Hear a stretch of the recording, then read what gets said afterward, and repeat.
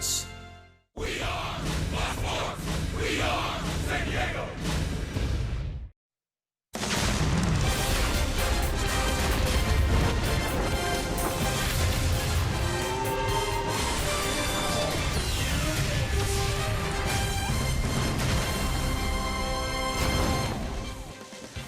With the third selection of the 2017 MLB Draft, the San Diego Padres select Mackenzie Gore, a left-handed pitcher from Whiteville High School in Whiteville, North Carolina.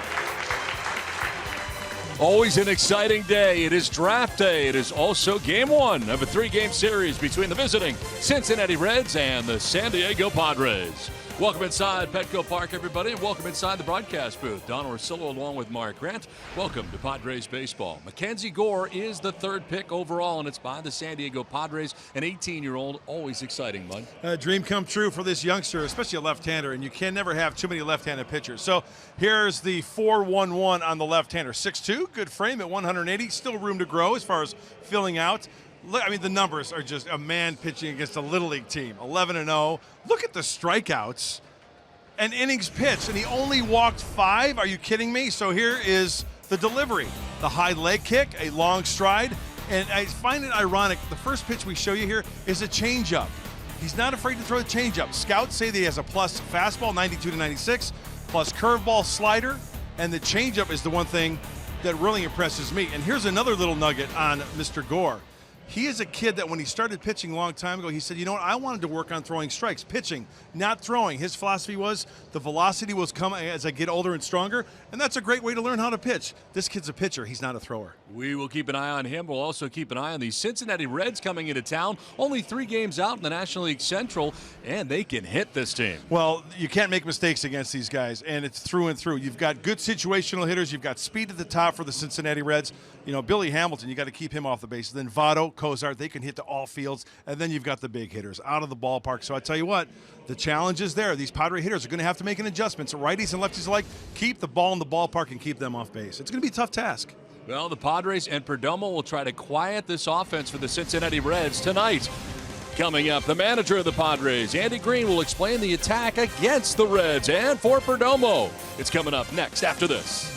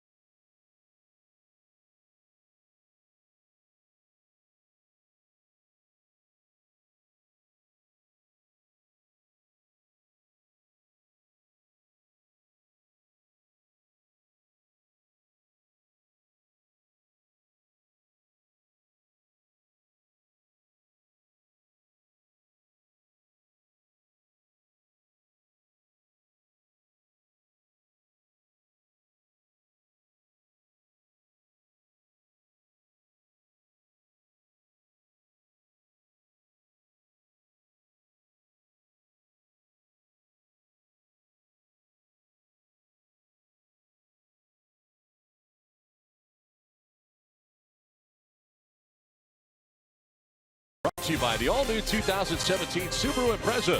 Subaru symmetrical all-wheel drive plus 28 miles per gallon. More than a car, it's a Subaru. By Jerome's Furniture, proud sponsor of the best seats in the house. And by Petco, where the pets go.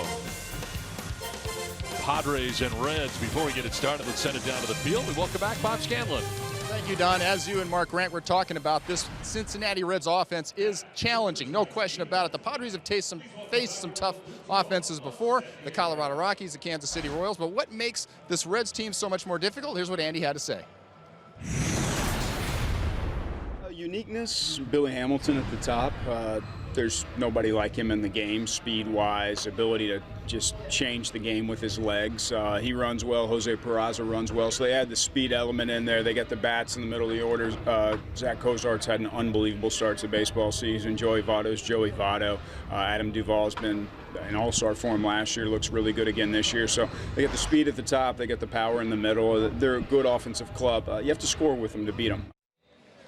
And Andy went on to add there's a couple of things that Perdomo can additionally do. Now, he's had troubles in the first inning, a 7.20 earned run average. He has to control that. And the other thing, the top four guys in the lineup have been challenging for him, reaching base at a 457 clip. You have to keep Billy Hamilton off base. You can't have him on there against Cozart, and you've got Joey Votto as well, so he has to be able to control that. How does he do that? With the two-seam fastball for strikes and then bouncing the slider. We'll see if he can get it done. Hey, it's the Corey story. Corey Spangenberg has been on a roll, 7 hits in the last 3 ball games, including 2 home runs. He'll try to keep it going against Bronson Arroyo. Perdomo, Arroyo, Padres, Reds. First pitch coming up right here next on Fox Sports San Diego.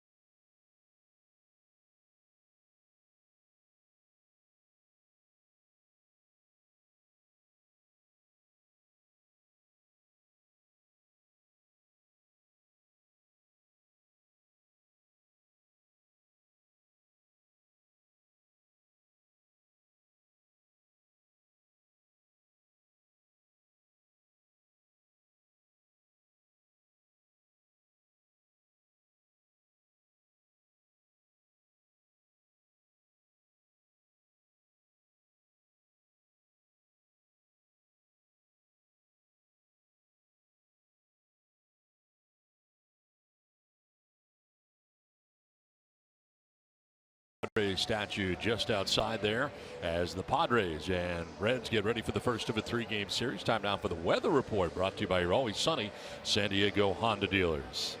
Don Orsillo, Mark Grant, and Bob Scanlon with you for game 1 of this series. Padres continuing their homestand after dropping 2 out of 3 to the Kansas City Royals. They welcome the Reds in, and last year the Padres winning the season series against the Reds and trying to do the same here this year.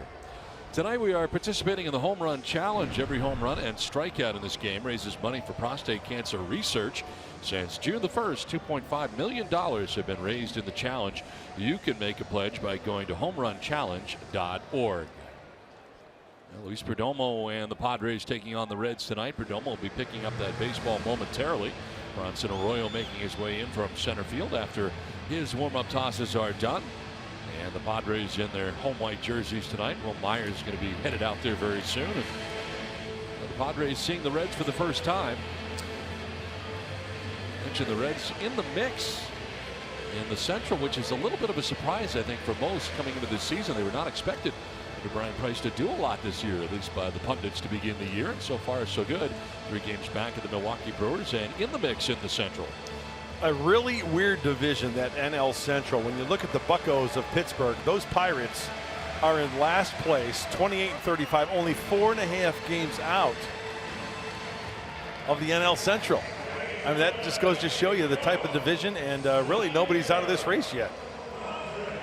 Now let's check out the starting lineup for Brian Price today. Billy Hamilton with all kinds of speed at the top of that order, with Zach Cozart at shortstop, Joey Votto at first base, Adam Duvall, the All-Star last year, in left field, Eugenio Suarez is at third base with Scott Schebler in right field, Jose Peraza at second base, and it'll be Tucker Barnhart doing the catching, batting 8th, with Bronson Arroyo out of the 9th spot for the Cincinnati Reds. Who's playing third for the Reds? That would be Eugenio Suarez. This is Luis Perdomo. He's on the mound for the Padres. And the 24-year-old making his 11th start. He needs to make an adjustment. And he brought those numbers down versus left-handers. Left-handers hitting .309, but it was well above 400. And seize the start. Take advantage of this start. Go deep into the game. Be aggressive. Be the man tonight. Scouting report for Luis Perdomo is brought to you by San Diego International Boat Show. I'm on a boat. Defensively, in behind Luis Perdomo from left to right across the outfield is Jose Perella in left field. Franchi Cordero in center with Hunter Renfroe in right. Third to first, Corey Spangenberg, Alan Cordova, Jan Hervis Solarte, Will Myers, with Austin Hedges doing the catching, and Cordova getting his 10th start at shortstop this season. That is brought to you by Ford. As Perdomo ready here to work to Billy Hamilton, lead it off. Red speedster will take strike one, and we are underway. Hamilton at 242, the home run, 17 runs batted in. On the ground right side, and Solarte for out number 1. Always doing yourself a favor when you keep him off the base paths. 1 down. Yeah, if I'm pitching against a kid like Billy Hamilton, I'm going to pitch him up in the zone and have him hit the ball in the air. Not a home run threat. Nice easy 4-3 play right there to start off for Luis. 1 down here in the first inning brings up Zach Cozart. Good average coming in, 329 for Cozart, along with some good power numbers as well. 9 homers and 33 runs batted in.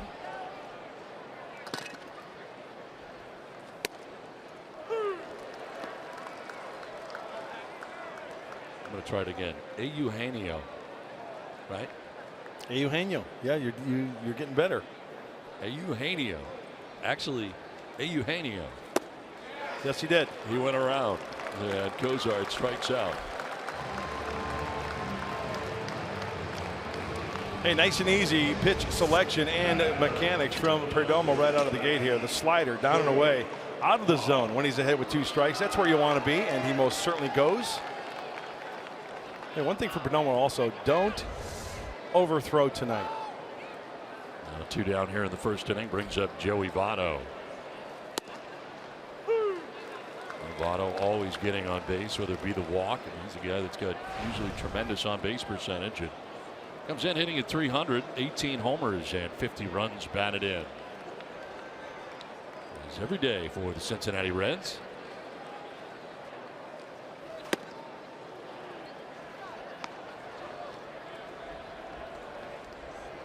Reds on the road this year are 10-18. At home, 19-15. 4 games over 500.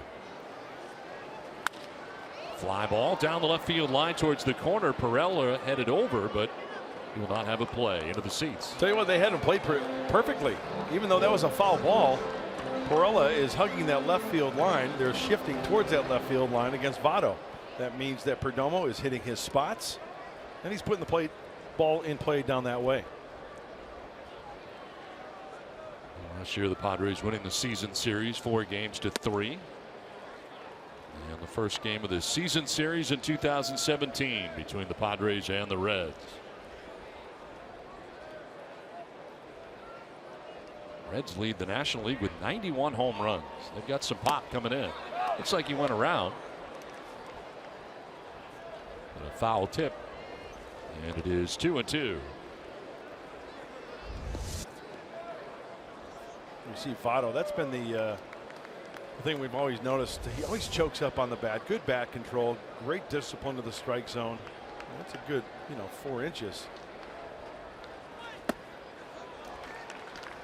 Votto, 18 home runs. Tied with Scott Schebler in his own lineup for home runs. National League lead with those 18 home runs. And last 5 games he's been on fire, hitting at .476 with 4 home runs in the last 5 games. The line one to left. Perella coming in and can't catch it. Votto aboard at first base with 2 down. Looked like he may have a chance at that, but played it on a hop. In and out of the glove for Perella. Well, that ball slicing to the left field line as an outfielder. This 2-seamer, Votto, okay, goes the other way. Now Perella's got to make a decision. The point of no return. I've got to go. I've committed. And thank goodness that ball hits him on the knee, the inside of the left knee. That could have been trouble rolling all the way to the wall. Holds him to first base. So Votto at first brings up Adam Duvall. Remember last year, of course, matched up in the home run derby against Will Myers, an all-star last year here at Petco Park, and he's down 0-1.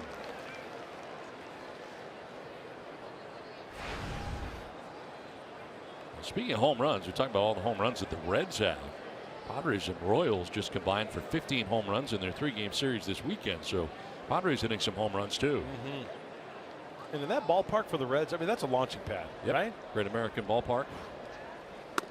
Well, for opposing pitchers, it's the not so great American ballpark, because if you miss there, I mean, opposite field with regularity. I'm talking bad swings opposite field in that ballpark, and it will go. Can hit one to Kentucky. That's right, across the river. 2 down, Votto at first base, and Duvall waiting on a 1-1 pitch. Wraps it foul, 1-2. Let's take a look at the keys to the game, brought to you by your San Diego Honda dealers. We talk about the power of the Cincinnati Red lineup, the home runs in particular. Limit the red leg home run damage and bash Bronson early. He's been giving up a lot of home runs, 20 all told this year, leads major leagues in that category.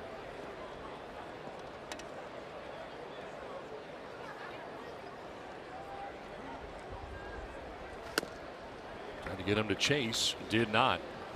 That slider, of course, very good for Perdomo, missing away with it though, and it evens here at 2-2.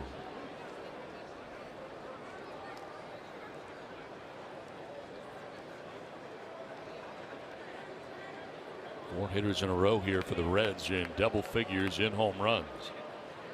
And shifting on the left side as that pitch a miss down and away, and again the slider. You know, Don, I've got to be honest with you. When you look at Perdomo and you look at his ledger on the year, wins and losses, it's hard to believe he does not have 1 win on the season. Nope, 11th start of the year, looking for that first win. Eugenio Suarez waiting on deck.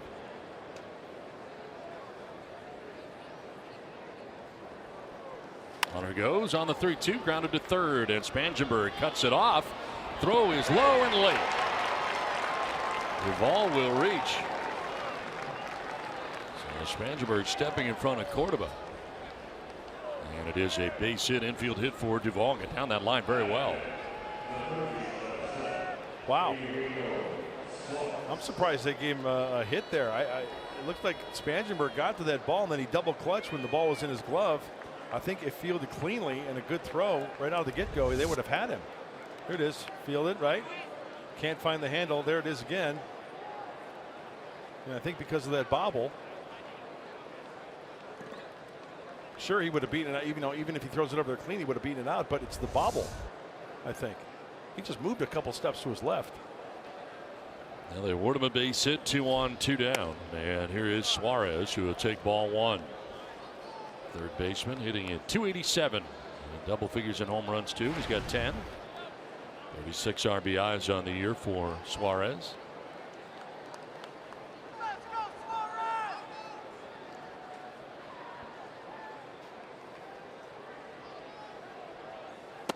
Okay, they do have the breakdown in the notes right underneath it. Eugenio. That's what I told you. Yes, Suarez. You're doing fine. Eugenio. If I keep saying it, it'll get better. Yes. I think. I'll get sick and tired of it, but at least you'll get it right. 2-0 to Eugenio. This is something the Padres have got to stop right here and now. This past week, the 2-out RBIs, correct? Yes. Been a big problem. Started in Arizona, took it home with them, unfortunately. Now we're getting a piece of Austin Hedges. Even though you're wearing those shin guards, he gets it off the left knee. That hurts.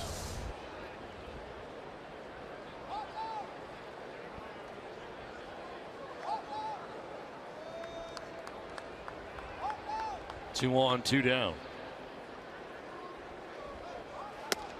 Strike on the outside corner. And finally getting that slider for a strike. He's missed a few times with it, and it evens now at 2-2. I think a big key as we take a look at this pitch, that's a ball. He gets a call. That's a hang with him. If you're Suarez, stay on top of that, get out in a good position, and spin it. Don't overthrow it. That's when you hang it, leave it in a bad part of the zone.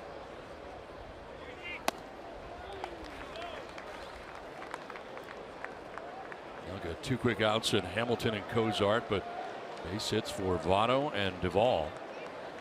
Pitch 24 of the inning coming up here now for Luis Perdomo. Third straight full count.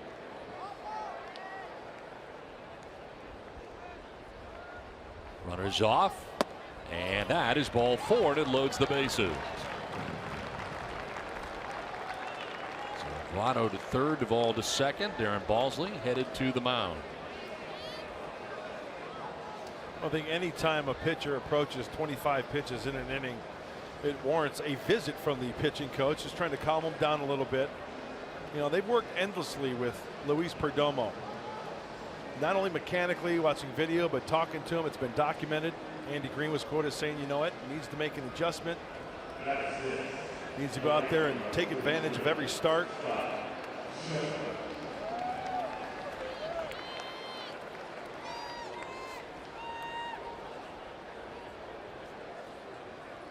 Here's Scott Schebler with a good opportunity here. Bases loaded, two down, first inning. And he also saying that how they were stronger with their message to Luis on going out there and taking advantage of the situation and sticking with the game plan.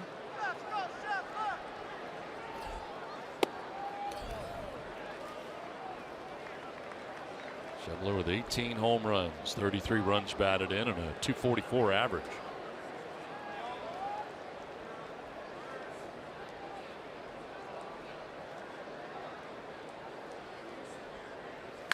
On the ground up the middle into center field, a base hit.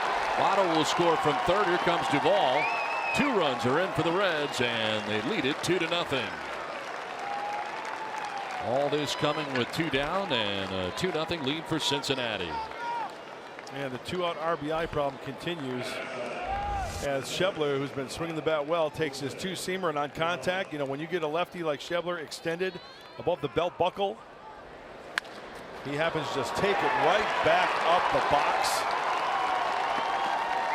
Stayed on that pitch. Took advantage of a high 2-seamer.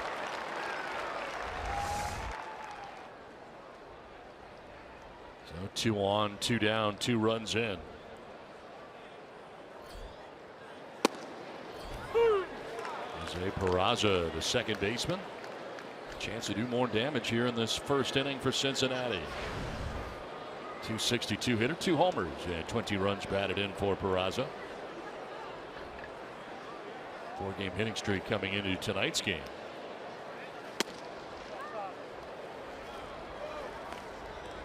.49th start of the year at second base, made 8 starts at shortstop.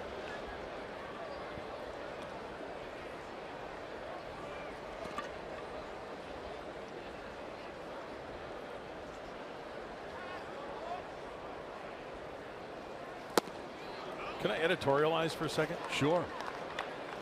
this is another reason why I disagree with that call being a hit and an error.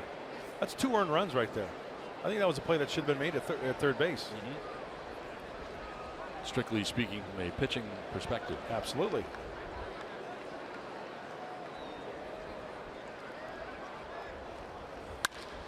Sharply hit, but caught it short by Cordoba. To his backside to make that grab. 2 runs in the first for the Reds. Padres are coming up.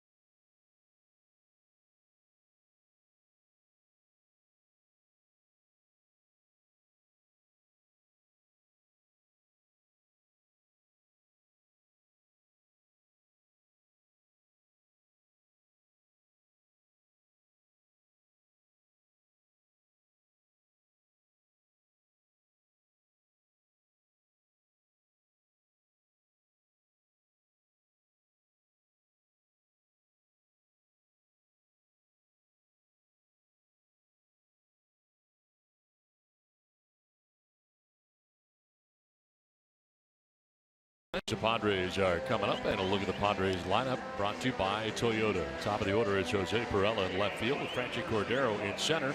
Will Myers at first base with Yangervis Solarte at second. Hunter Renfroe in right with Corey Spangenberg at third. Alan Cordoba 10th start at shortstop. Austin Hedges doing the catching, batting 8th. And Luis Perdomo out of the 9th spot, the pitcher. As Perella makes his way to the plate to face the veteran right-hander Bronson Arroyo. He's only 40 years old. Still flipping it up there. He's a soft tosser. He gives up home runs 20. Leads Major League Baseball in that category. And any pitch, anytime in the arm angle. You know, when you look at Bronson Arroyo, it looks like he's just having fun out there. Different arm delivery, different arm slot, different. He might throw a curveball first pitch of the game here. Look at that.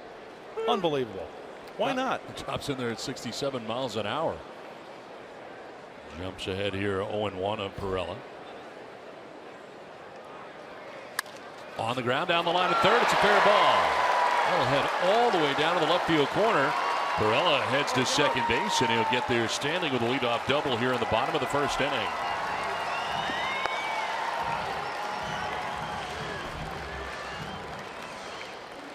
Well, that's, I think, what the Padre hitters tonight are going to have to look for, breaking balls, because he will essentially throw more breaking balls by percentage than his fastball, Bronson Arroyo. And if you get one that's up there in the zone, yeah, you sneak it in between Suarez and the pillow, you're talking double.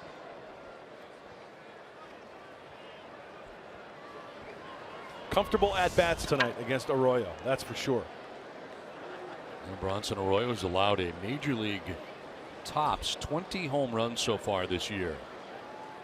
He drops down there to get a strike in. It's kind of sidewinding. Yeah, sidearm slider right there for strike one. Franchi Cordero batting for the first time.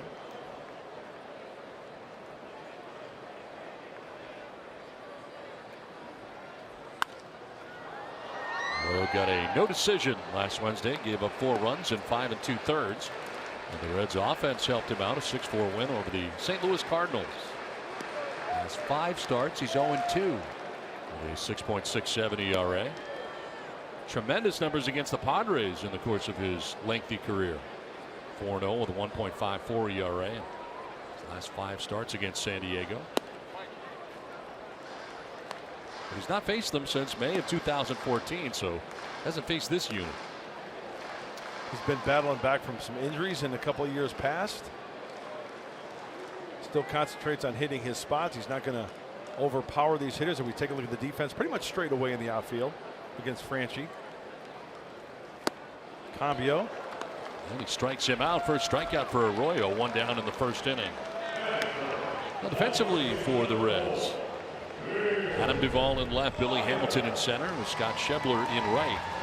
Eugenio Suarez at third, with Zach Cozart at short, Jose Peraza at second, Joey Votto at first. Tucker Barnhart does the catching for Bronson Arroyo. And Votto very short-handed at first base, only 1 error.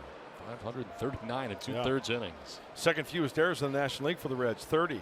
Colorado leads the league with 25 miscues. Throw to second base, and back to the bag is Barella. And Bronson Arroyo signing a minor league contract with the Reds. An invitation to Major League spring training. First week of February he signed with the Reds to the minor league deal. This is his second go around with the Reds. He had been a Red 1996 through 2013. Brief stops in Arizona and Los Angeles. Now back here in 2017.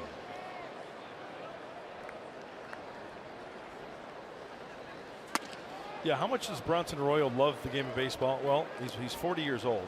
And as you mentioned, Don, he did not pitch in 2015. So what did he do last year? He pitched for the Gulf Coast League Nationals. Went down and played with the kids. Trying to bounce back. At 39-year-old, playing against high school kids. He falls behind Myers here, 3-0. Working the big leagues with the Pirates, time in Boston. World champion in 2004 with the Red Sox.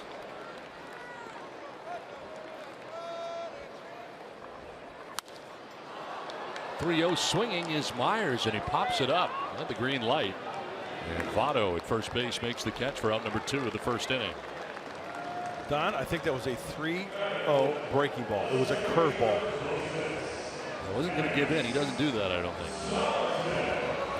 Yeah, first base open. Hey, if he misses, it's first and second, a force at any base. 3-0, curveball. And Will Myers, working underneath it, pops it up on the infield. So 2 down, Barella at second base. Here's Yangervis Solarte.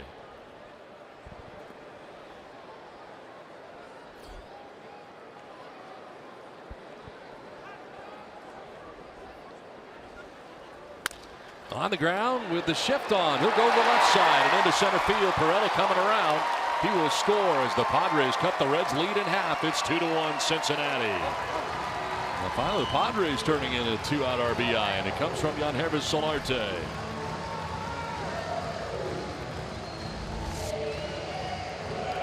But the mission after the Reds score 2 is to at least cut that Red leg lead in half. And with that single and the 3-hopper, you betcha.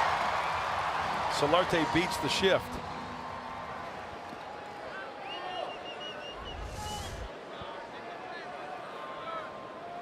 So 2 down, Solarte at first base, held on by Votto, and brings up Hunter Renfroe. Yeah, I was looking at the percentages of Arroyo.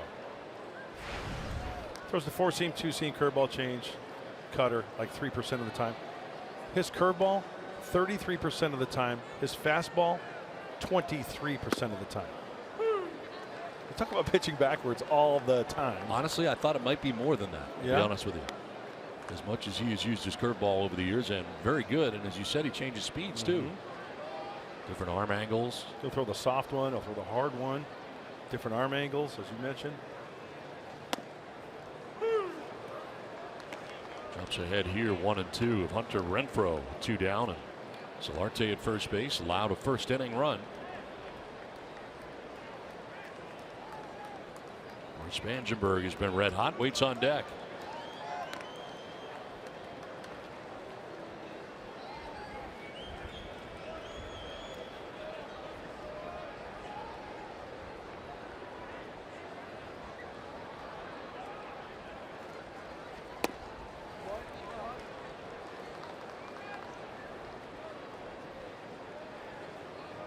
Deuces are wild on the scoreboard and left. 2 balls, 2 strikes, and 2 down.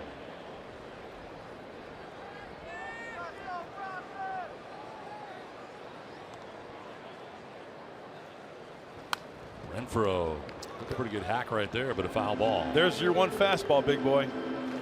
85, middle in, and couldn't connect.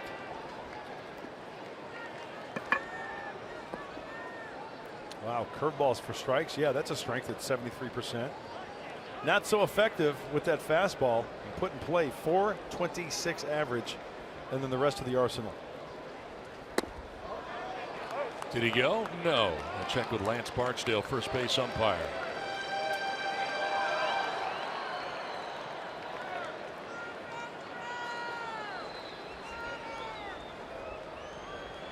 He started Perella with a double. Cordero struck out. Myers popped out. The RBI single by Solarte. Now Renfroe hits a fly ball to left field, playable for Duvall. He's coming in and under, and he makes the catch that ends the inning. Yangervis Solarte drives in his 33rd run of the year. He gets the Padres on the board. The end of one. It's 2-1 Cincinnati.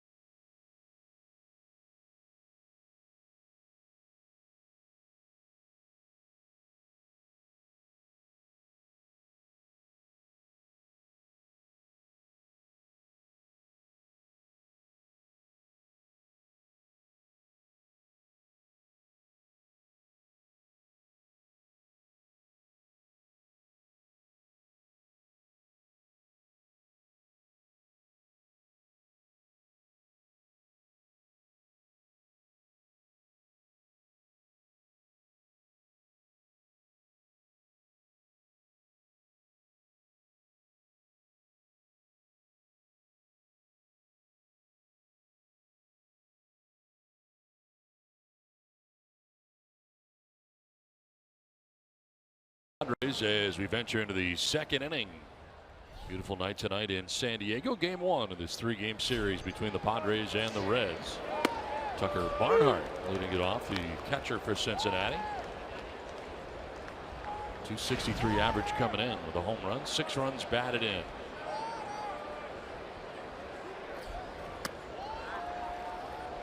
Perdomo had to throw 30 first inning pitches, had to work hard, gave up 2 runs, faced 7 Reds in the first. Scott Schebler with a 2-run single. The bases loaded. That was a good pitch, good changeup. Well, he's going to need that against this power hitting team from Cincinnati, that's for sure, especially in fastball counts. Here it is, get up on top. You know, it looks like Luis is a little bit more calmer with his delivery too on front. Finishing off nicely, not falling off as much, and that means he's not overthrowing.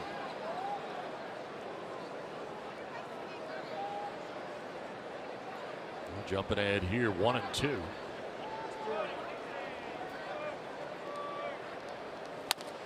On the ground, right side, Solarte sliding to his left will throw out Barnhart. Time down for the timeless moment, brought to you by Coors Banquet.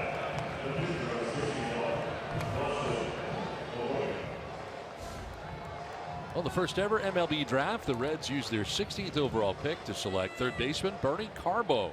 Their second round pick is used on high schooler, a catcher from Oklahoma named Johnny Bench. He was pretty good, wasn't he? Yeah, he turned out to be very good. Hall of Fame good. I remember somebody told me a story about Bench, saying that on the scouting report they said one of the weaknesses, hit the ball too high. Seriously. Too high. Yes.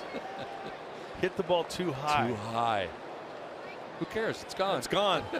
And he hit many of them. 0-2 is swung on a miss, and Arroyo strikes out quickly. 2 strikeouts for Perdomo. Well, here are the top 10 of the Major League Baseball draft taken tonight. And of course, the Padres getting Mackenzie Gore from Whiteville High School in North Carolina, 18-year-old left-handed pitcher. A couple more picks, I think, before night's end tonight for the Padres. And we will be keeping a close eye on that for you as we keep a close eye on this first game of the 3-game series between the Padres and the Reds. And Billy Hamilton will take a pitch downstairs. Yeah, I think 4 of the top 76 picks for the Padres in this 2017 draft. Chop to first. Myers will tag the bag, and a nice easy second inning for Perdomo. 2-1 Reds.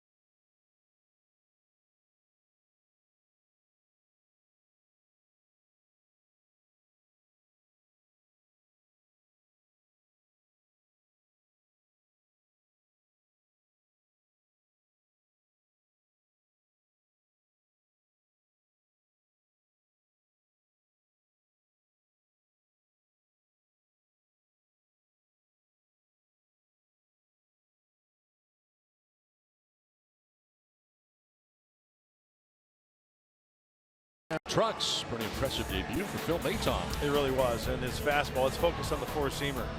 First batter he faced in the big leagues, Lorenzo Cain. He's trying to hunt that fastball, a good aggressive swing. He says, all right, you're going to take a hack like that. It's going to be mano y mano. I'm going to stick with the 4-seamer. There's number 3 right there. Let's go up the ladder that time. Congratulations and welcome to the big leagues, Phil Maton. Got a good heater, good 4-seamer, good spin rate. Corey Spangenberg leading it off here in the home half of the second inning. 6, 7, and 8 for the Padres. And Spangenberg pops it up foul. Back comes Barnhart, but he won't have a play. It's into the seats. Corey Spangenberg, certainly one of the highlights of yesterday's finale in the series against Kansas City. Had not 1, but 2 home runs in the ball game for Spangenberg. Came into the game with only 1 on the season, and he hits 2 yesterday. Well, he got 2 mistake fastballs. And that's the swing, and that's hopefully the result you want when you get the mistake fastball. Good for Corey taking that ball, the second one, towards the bullpen. He will spray the ball all over the place.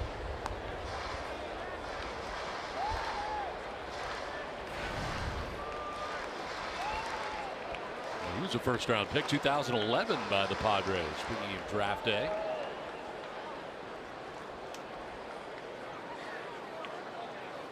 And he gets hit in the back, so down to first base he goes. Leadoff hitter on here for the Padres in the second inning.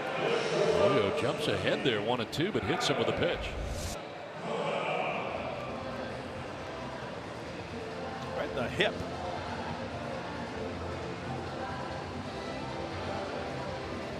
Looks like an 83-mile-an-hour cutter. Remember that fastball from Arroyo, it's not going to go much above 85, 86. So lead runner on, second straight inning for the Padres. That lead runner last inning scored. There is Alan Cordoba getting the start at shortstop. Quick throw over, and Spangenberg back to the bag. Corey's got good speed, always a chance to take off.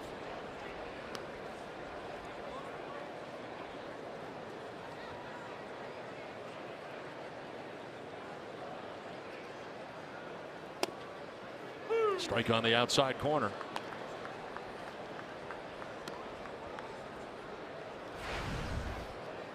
.281, 3 homers and 9 runs batted in for Cordoba.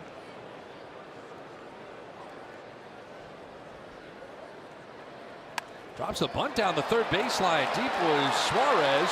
His throw will be late, and it's a bunt single for Alan Cordoba. Spangenberg takes second base. Nicely done. Took a look at the situation, decided to bunt his way on. That's a great idea and placed perfectly. It's a high changeup, and you know that pitch is up. That's not an easy pitch to bunt and keep down. But Cordoba has great technique, bunts the top half of that baseball, puts a little pressure on the defense for the Reds. Multiple base runners and nobody out. 2 on, nobody out, and Austin Hedges coming up.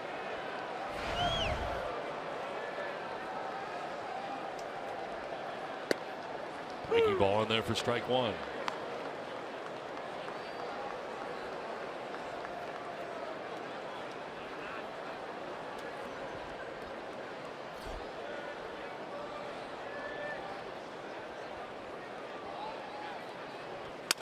Line down the left field line, a fair ball headed towards the left field corner. Spangenberg will score from second. Cordoba's going to be waved around. Here he comes. 2 runs in for the Padres and a 3-2 lead for San Diego.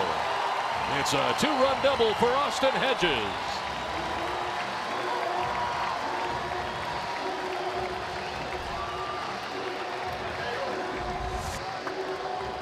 Well, I think I remember in the pregame somebody saying something about getting a hanging breaking ball out of the hand of Bronson Arroyo and doing some damage with it. Well, that was a sidearm slider. It was a hanger, and Austin Hedges takes care of that.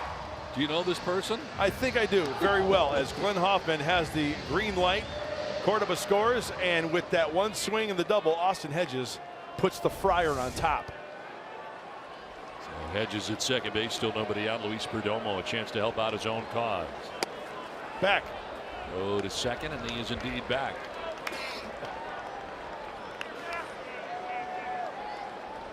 Thought I was on the bench there. Sometimes that happens. I know you get flashbacks. You just randomly yell stuff. It's awesome. Got to be in the game, right? Absolutely, and you truly are. Perdomo gets a bunt down. It's a good one. Nice. Arroyo will throw to first, and he barely gets him. Sacrifice complete as Hedges takes third base, 1 down. Perfectly executed. This is a high slider, high curveball, if you want to call it that. Once the top half, as soon as that ball is down, you know, from second base, Austin Hedges can see the trajectory of that ball. He sees the whole play right in front of him. You know, even before the ball hits the ground, as a runner at second base, you're getting that secondary lead, and then bang, you're off to third base, 90 feet away.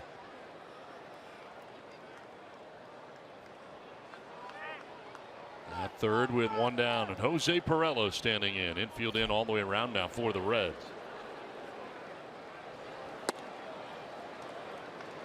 Pirello with a double in the first inning, came around to score the first Padres run.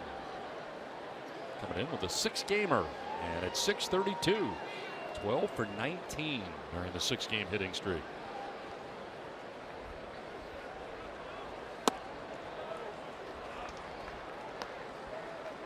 Arroyo falling behind here, 2-0. See, when Arroyo throws the fastball, that's the pitch he needs that we just saw call for ball. He didn't miss by much. That's a tough pitch to lay off because it looks pretty good, but he did not get the call there. All kinds of spin off the end of the bat, fouled off. He cued that breaking ball literally off the end of the bat. That's how far out in front he was with that last pitch. You really got to slow yourself down. Yep, you got to let the ball travel. Mark Sweeney always talks about using the big part of the field, right? So let that ball travel and think over second base. If you're late, you'll go to right center. If you're ahead of it a little bit, you'll go to left center. Line off the glove at second base of Peraza into right field. From third comes Hedges, and the Padres take a 4-2 lead. It looked as if Peraza was going to make that catch. He does not. And it ends up in right field, and the Padres end up with another run on top 4-2. It's a single and an RBI. Ball hit pretty darn hard. Fastball, Peralta stays on it. That ball is slicing off the bat. Very catchable ball, I thought, at second base, but hit hard.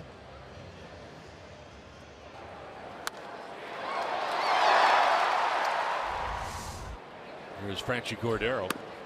As dropping down again was Arroyo, kind of jumping at the plate with that pitch. Cordero, a strikeout victim in the first, only strikeout for Bronson Arroyo so far on the night. Reds double play depth. Arroyo falling behind here, 2-0. It's been a 3-run second inning so far, allowed by the veteran right-hander. Good size lead at first for Perella. Ripped down the right field line, a foul ball.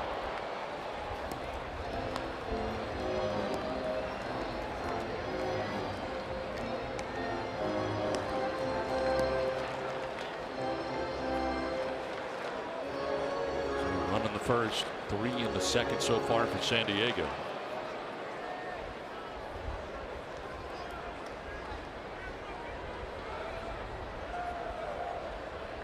Over and back to the bag again is Perella. Held on over there by Joey Votto.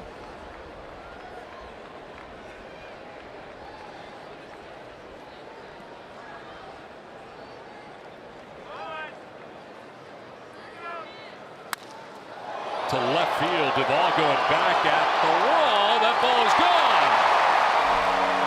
Franchy Cordero with a 2-run home run. First major league home run for Franchy Cordero.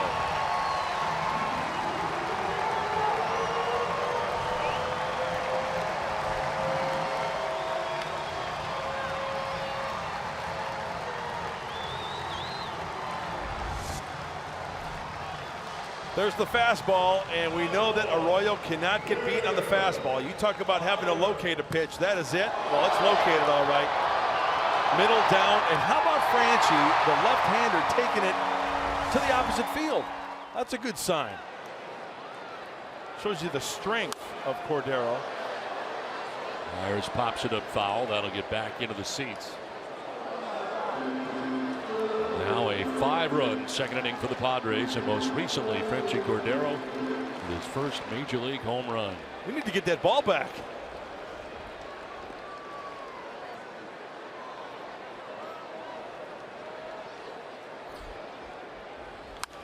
Myers will foul it off to the right.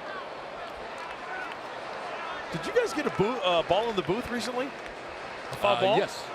Yep, just to our right. Well, and you moved to your left, right? I went left, it went right. Yeah, that's right. Yeah. I heard about that. Yes. That's the first thing that came to mind. Yep.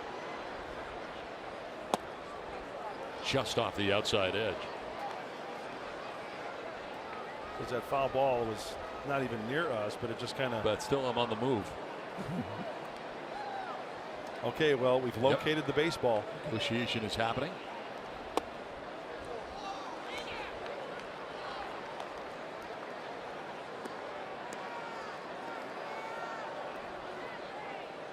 Two balls, 2 strikes here to Myers. Get 1 out. And a fly ball headed out towards left center field.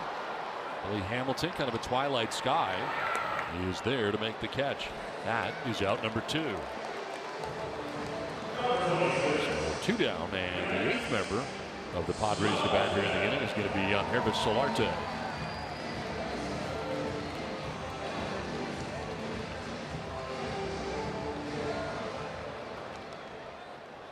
Solarte with a single and an RBI in the first inning. Padres now with 6 hits to go along with their 6 runs. 1 in the first, 5 in the second.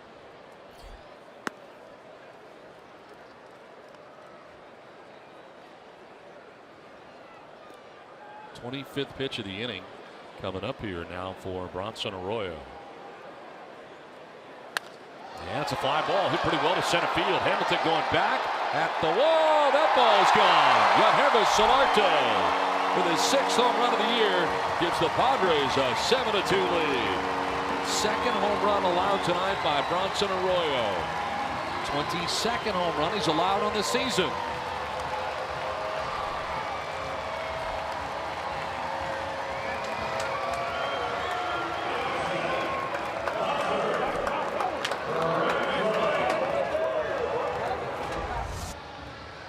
How about the Fryer putting a hurting on the Redlegs? It's nice to see early in a ball game the crooked numbers on the line for the SD and the opponents having to play catch up.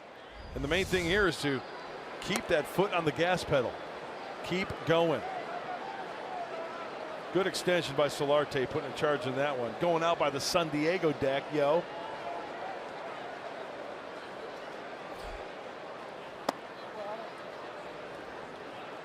He falls behind 2-0 to Hunter Renfroe. Member of the Padres to bat in the inning. Second look for Renfroe at Arroyo. He flied out to left field first time up. Now he sends one high and deep to right. Back goes Schebler onto the track to make the catch in front of the wall that ends the inning. But a great inning for the Padres as they come up with 6 runs, including 2 home runs. First major league home run for Franchi Cordero. Followed up by a solo shot to center by Yangervis Solarte. 7-2 San Diego.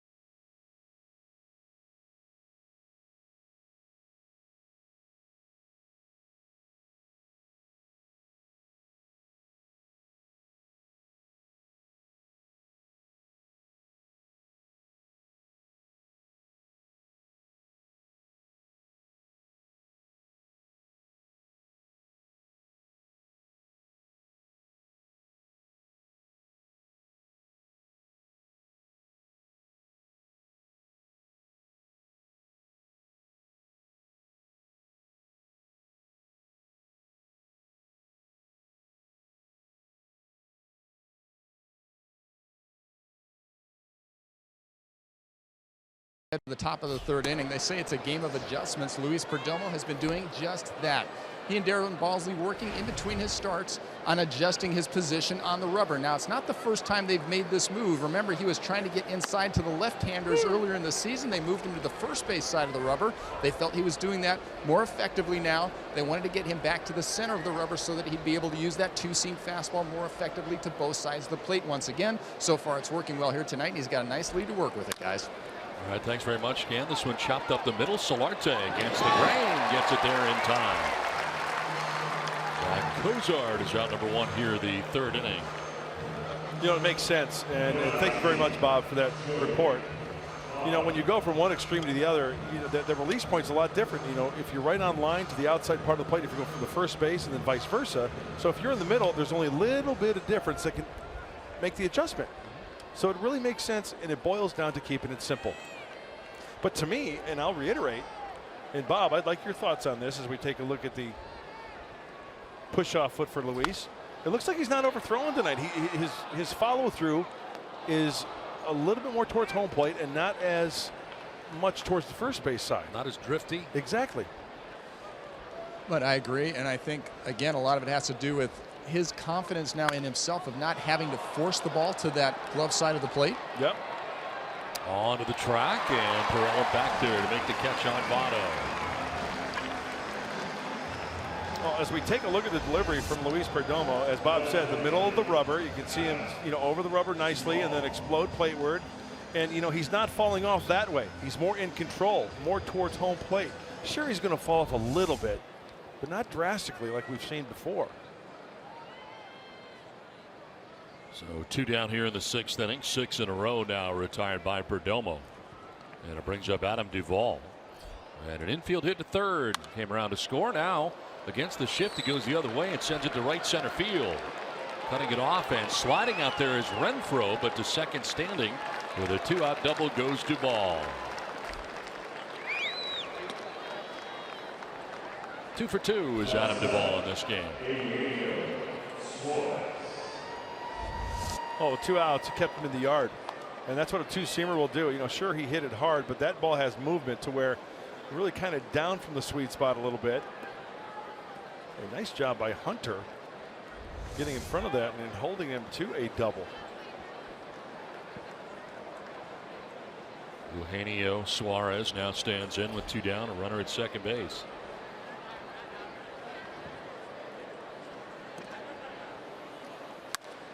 Right field with authority. Back goes Renfroe onto the track to make the catch. Bangs into the Petco porch down there in right field. Done with 2.5 with the Padres on top 7-2.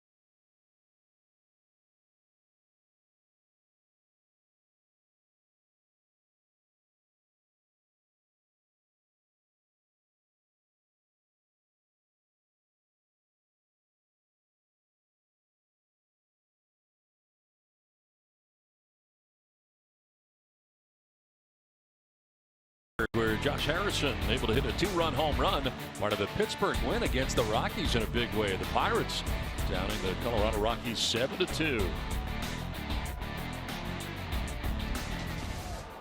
it's on here to the bottom of the 3rd inning. Padres on top here, 7-2. And leading it off for San Diego.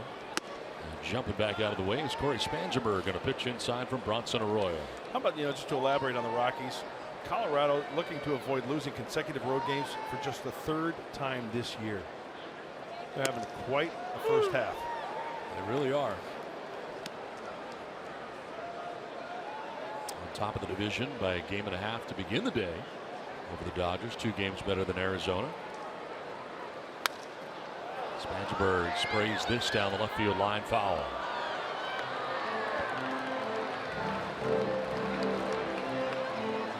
That's an automatic smile right there, getting a foul ball. You want to put a smile on somebody's face? That guy right there is going home happy.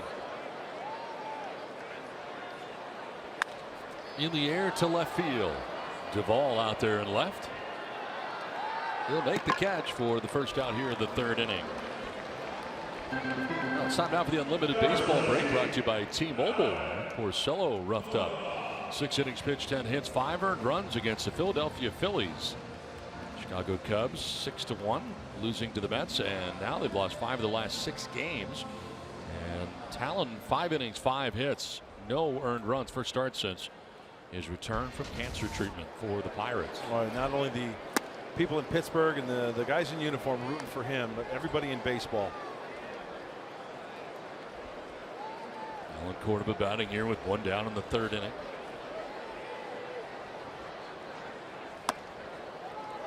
A bunt single in the 2nd inning, part of that 6-run inning for San Diego.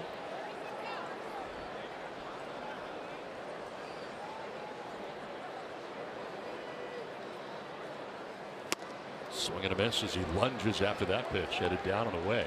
That was a fastball, actually, at 85 miles an hour.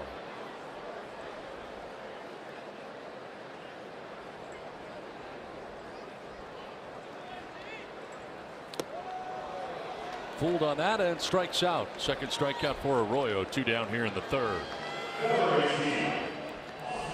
Sidearm slider. Fastball away, slider down and away, and a nice play by Barnhart holding on to that foul tip. 2 down here in the 3rd inning brings up Austin Hedges. Drove in 2 runs with his double in the 2nd inning.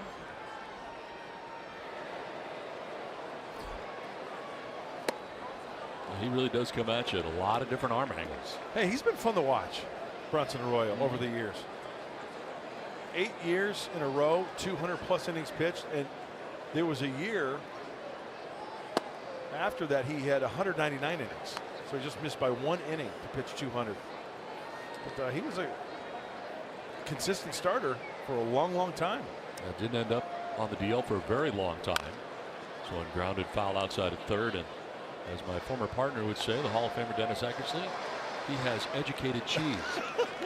I love that phrase, and you're absolutely right. And he's fun to watch because he is a pitcher. Yep. He's just not rearing back and throwing. 84-mile-an-hour educated cheese. Yeah, that's going to drop a little bit low. 2-2.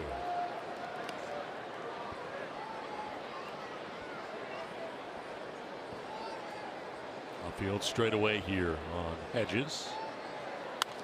And he'll pop it up. They're coming from everywhere in the infield towards the mound. Who's going to take it? Nobody! Nobody's going to take it. That's who's going to take it. They came from everywhere. They stood, they watched, and it landed on the grass. It's base hit for Austin Hedges. That's embarrassing for the Reds.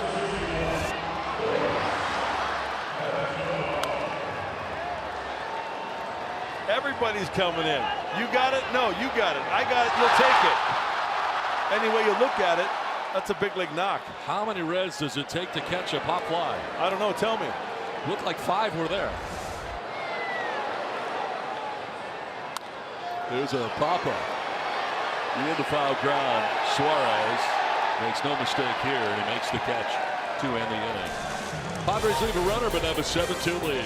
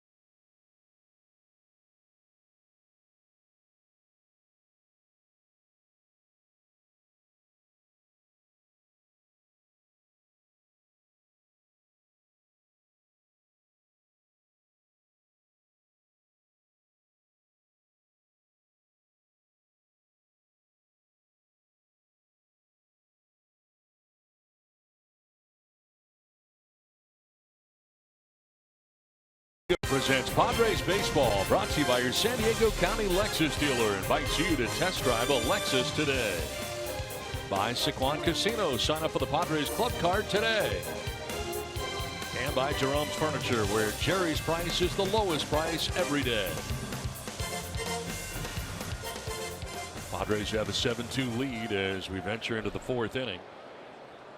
Scott Schebler leading it off here for the Reds. Padres into a shift on the right side. Schebler with a single and he drove in a couple runs his first time up. RBIs 34 and 35 on the year. Which has got some pop. 18 home runs on the year. 33 RBIs to start the game for getting that 2-run single. And we just saw, as we take a look at the defense there, he's got a big hole going that way in the right center field, but Schebler, he'll chase out of the zone. Drives this deep and far to right field. Back goes Renfroe at the wall to make the catch. Perdomo thought that might have been out of here. That was hit pretty well out there in right center, but it is a loud out number 1 of the 4th inning.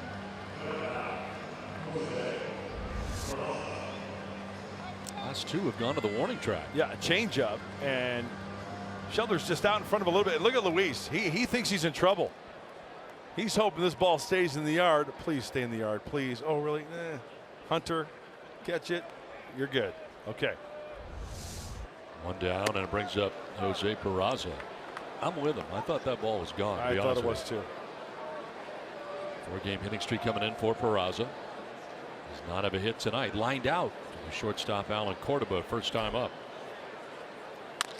Well, he chops one at Cordoba, plays the high hop, and throws him out for out number 2. Hey, do we have a cannon there at shortstop? Pretty good arm right there. Really good hose.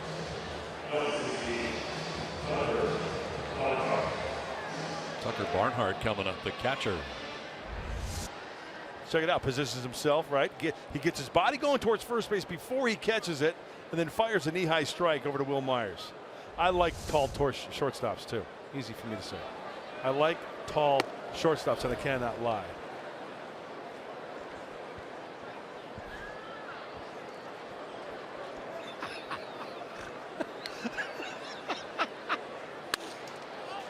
Fly ball left field as Perella is over. And he'll make the catch that ends the inning. It's a 1-2-3 inning for Perdomo. 7-2 Padres. I like big butts and I cannot lie.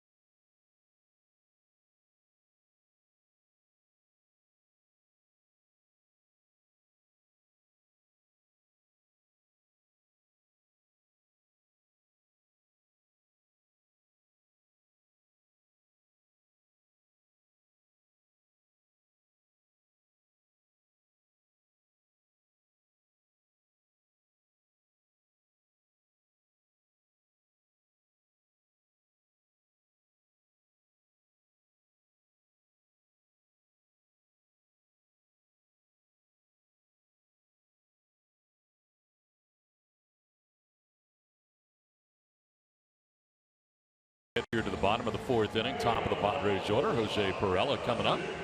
Beautiful night tonight in San Diego. The first of 3 between the Padres and the Reds. Perella already 2 for 2 in this game with an RBI. He's already scored 2 runs. And here he comes to lead it off in the bottom of the 4th against Bronson Arroyo. 60 pitches thrown by Arroyo through the first 3 innings. I would say he's to the textbook what a leadoff hitter should be doing. Getting on base, scoring runs.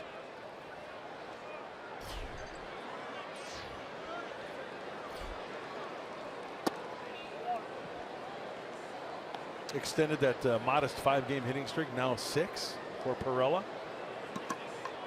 Most hits in the first 7 games of his season for Pirela. Well, since Tony Gwynn.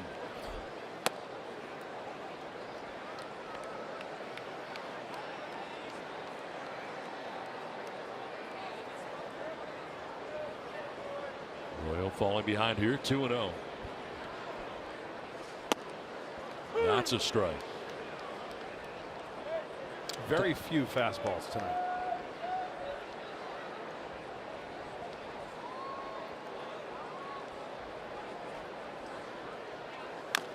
Oh, hit it twice. Yeah, he did. And the backswing got it a second time. Look at the hits tonight for Pirela. Breaky ball stayed back on a reach and in between the pillow and Suarez. Looked like another hanging changeup, hit hard off the glove of Peraza at second base. I would say that's using the whole field.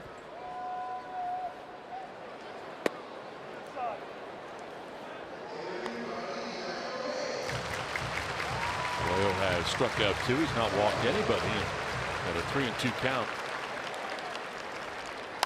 And a grounder left side. Coming from third is Suarez. Or out number 1 here at the bottom of the 4th inning. Well, last time up, Franchy Cordero got his first major league home run. Taking it the other way. That is impressive because it wasn't right down the middle. It was down. He went down and got it, and from the left side, taking it to the opposite field.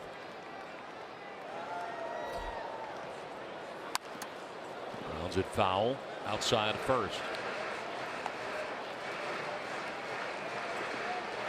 Tucker Barnhart doing the catching and calling this game for Bronson Arroyo. And a piece of him on the backswing. I've seen more of that this year, I feel like, than we have in years past. I don't know why it is. You know what? That's a good question, and I don't think I can answer it.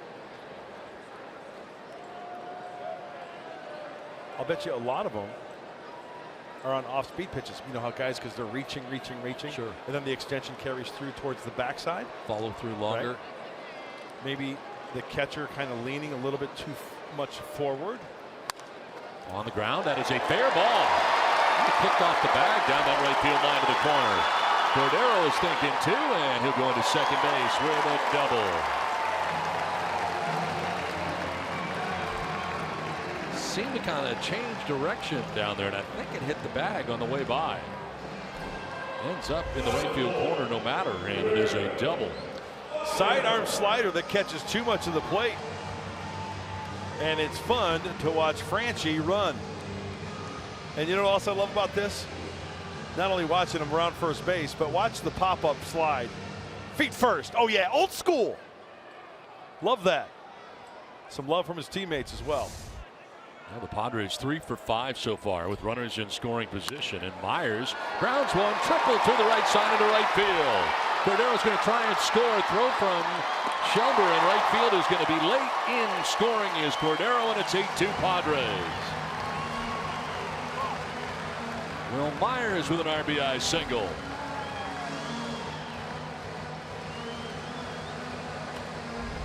Who says you have to sting the ball off the wall or split a gap? How about a cutter off the end of the bat? They're playing Will Myers to pull, and he gets just enough of it to hit it to the right side. He eyes it. He's off and running. The green light from Glenn Hoffman. And the big kid scores. Wait, whoa. Whoa. Now a line drive to center has Hamilton going back, and he'll make the catch. He retires Solarte for the second out of the inning.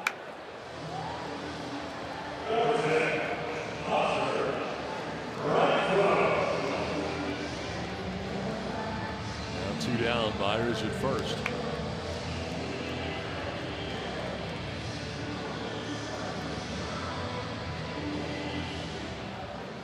Renfroe 0 for 2.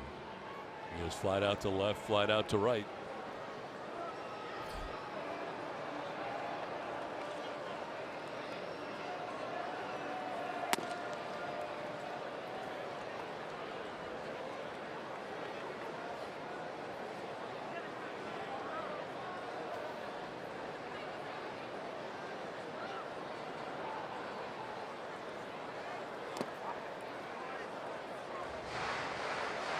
You know something about Arroyo? No patterns he falls into. He just throws anything, anytime. I mean, he threw the first pitch of the ball game, a curveball. That tells you right out of the gate what he's going to try to do. The Red starters have had a problem this year. 5.84. Highest in baseball. And Arroyo today has been touched for 8 runs on 10 hits so far. Yeah, and the second team on that list was a 5.1. So there's a big difference. Almost a full run between first and second worst. Renfroe takes a high strike call.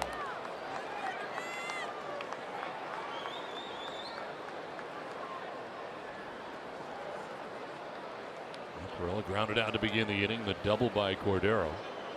Single by Myers scores him. Solarte flies out. 2-1. Hit on the ground to deep short. Cozart to second for the force out on Myers that ends the inning. Padres get another run and take an 8-2 lead to the 5th inning.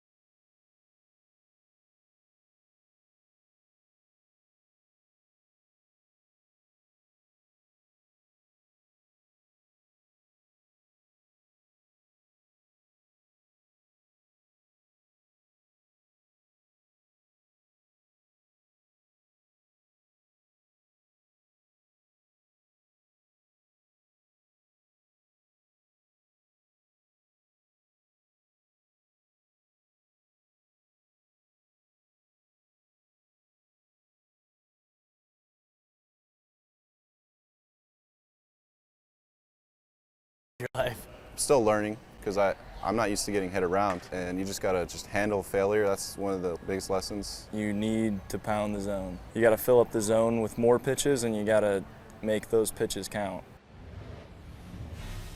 It's draft time in Major League Baseball tomorrow on Inside San Diego Sports. We'll catch up with the Padres' top picks from last season tomorrow after Padres Live right here on Fox Sports San Diego. 8-2. Padres on top of the Reds. Bronson Arroyo leading it off here for the Reds. Take a look at the resume for Arroyo. Talk about the home runs that he's given up now. 22 on the year, 2 here tonight, and he gave up 46 home runs in 2011 with Cincinnati. Ground ball to short, and Cordoba's throw for the first out of the inning. You know, something that I've always liked about Bronson Arroyo as a hitter when he came to the plate. He goes old school with the double ear flaps. American Legion ball. One down here in the 5th, 5 in a row. Now retired by Perdomo. Top of the order, Billy Hamilton coming up. And so far, he's been kept off the base paths. That's good news. He's grounded out to second, grounded out to first. Now we take a look at the defense. Wow. Look at that gap. And then there you go. There's your center fielder.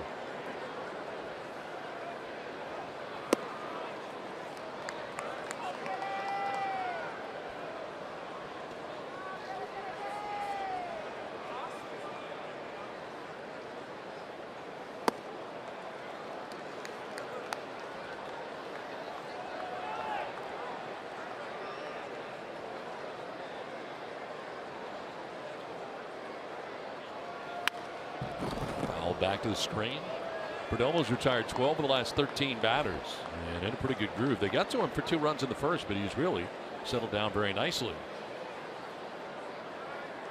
Working here with 1 out in the 5th inning, has a 6-run lead with which to work. Nice. Good pitch here, and he strikes out. Hamilton frozen. 3rd strikeout for Luis Perdomo. 2 down. Here's the 2-seam fastball to the lefties that will lock up left-handers. Look at Billy Hamilton. He does the old jackknife and catches the inside corner with the 2-seam fastball. So 2 down, and that'll bring up Zach Kozar. He'll chop one left side. Diving is Spangenberg. Picks himself up and throws him out by a lot. Nicely done by Corey Spangenberg down there at 3rd base. Hops up after the dive and throws a strike to first base.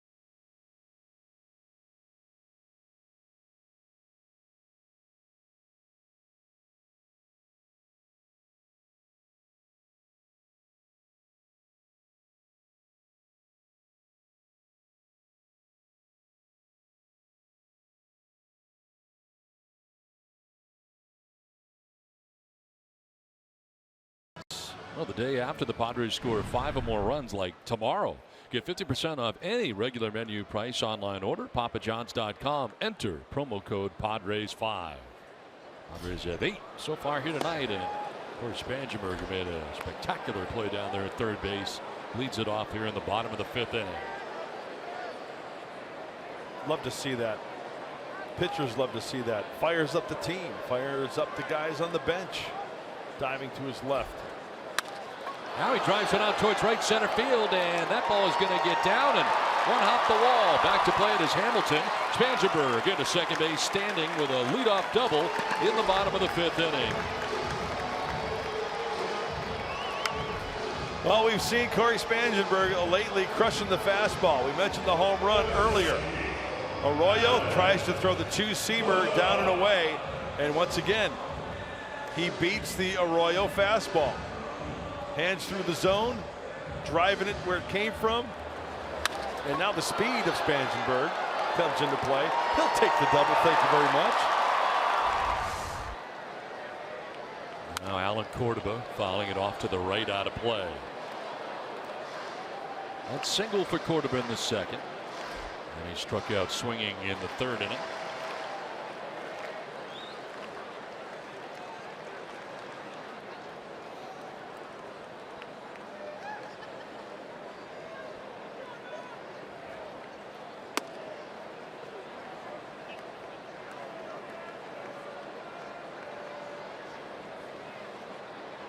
The Reds spending the weekend in LA against the Dodgers. Now 3 here with the Padres. They'll head home after the series conclusion on Wednesday afternoon. Oh, 2 strikes now to Córdoba.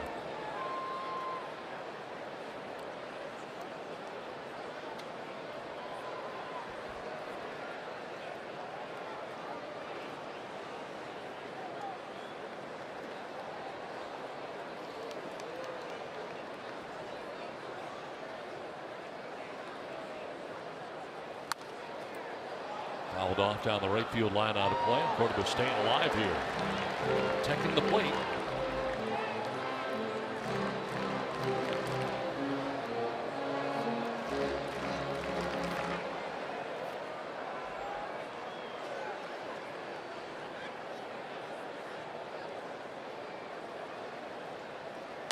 On the ground to second base. Retires Cordova at first, 4-3, with Spansburg taking third base. Well, updating the draft, we told you about Mackenzie Gore, the third overall pick in the first round. Luis Campusano Bracero from Georgia. And Blake Hunt from Mater Dei High School in California. And both catchers. Second and third round for the Padres after Mackenzie Gore goes in the first one. Up the middle, right? I mean, early on. Catchers, shortstop, second base, center field. Field in all the way around here for the Reds. Did I ever tell you what I would do if I was scouting director for 1 year? It'd be really scary, but what?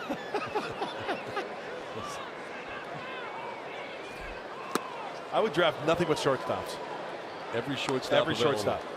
Give me every shortstop available. So you're thinking best athlete available. Yeah, is what you're saying. and you know, I say it kind of like tongue in cheek, kind of, but seriously, because you can put a good shortstop anywhere on the field.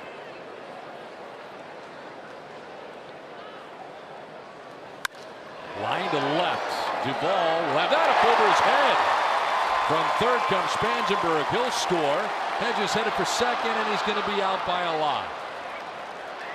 Now getting it back in very quickly was Duvall. It is an RBI single for Hedges. His third RBI of the game. Padres take a 9-2 lead, but Hedges got down at second base. This ball just takes off. Two-seamer in. Arroyo missing with his spots, and now it's going to be one of the worst feelings for an outfielder. Duvall comes in, and whoa, Nelly.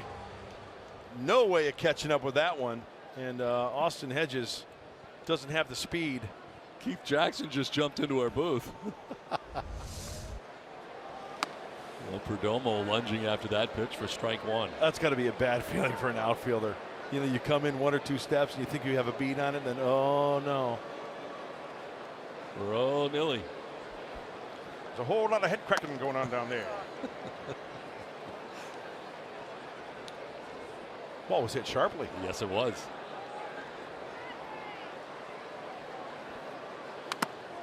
This one fouled off the catcher. 1-2.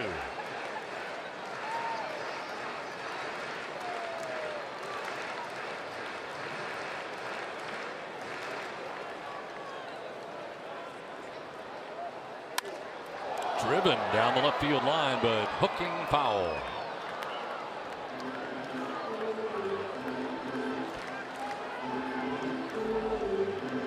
Perdomo with a sacrifice bunt in the second inning, fouled out to the third baseman Suarez in the third inning. And lines went towards the gap in left center field, and not able to make the catch is Billy Hamilton. So Perdomo will keep running, and he's headed to third. He'll go standing with a triple.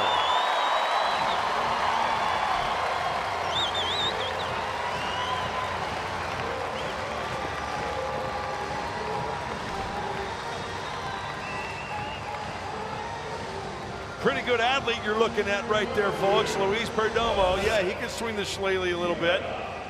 Off the end of the bat, he went down and got that Arroyo slider. Boy, Hamilton, you know what? It kind of looked like he was, should I play it on the hop? Should I go for the dive to my right, the backhand? And slow it down there, Luis. You're going to get in there just fine. Get those legs under you. That is the night for Bronson Arroyo as he departs here. Pitching change from Petco Park with the Padres on top 9-2.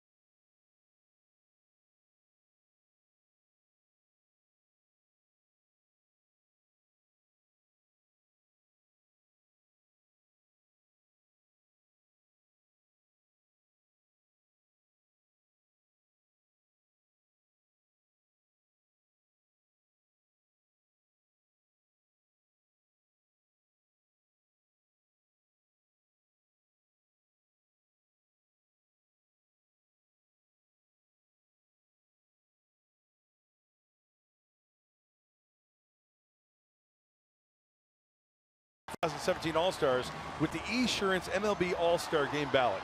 Vote at Padres.com/vote and catch all the excitement of the 88th Major League Baseball All-Star Game presented by MasterCard, July 11th. And it's only on Fox. Luis Perdomo down there at third base with 2 down. Pitching change brought to you by El Cajon Ford as Austin Bryce in the game. He's got to stop the bleeding. His 13th game. Pretty good splits from the right-hander. Mid-90s fastball. And you know what? It's going to be quite a difference, Don Orsillo, facing a guy like Bryce after seeing Bronson Arroyo flip it up there to mid to low 80s and all that breaking stuff as well. Fastball, slider, curveball from Bryce. He's got that low 3/4 action coming right at you too. 9 earned runs charged so far to Bronson Arroyo. 6th time in his career that he's allowed 9 earned runs. Career high that he's allowed is 10, and he is still responsible for Perdomo, who's at third base here with 2 down. As Perella will take it down low, 3-0.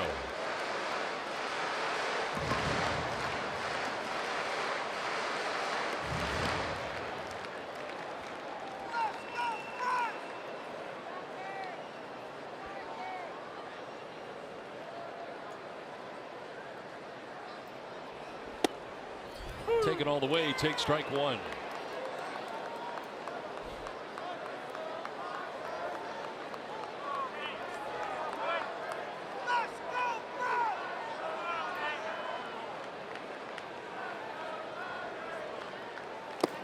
Ball 4, and Bryce comes in. The first guy that he faces, he walks.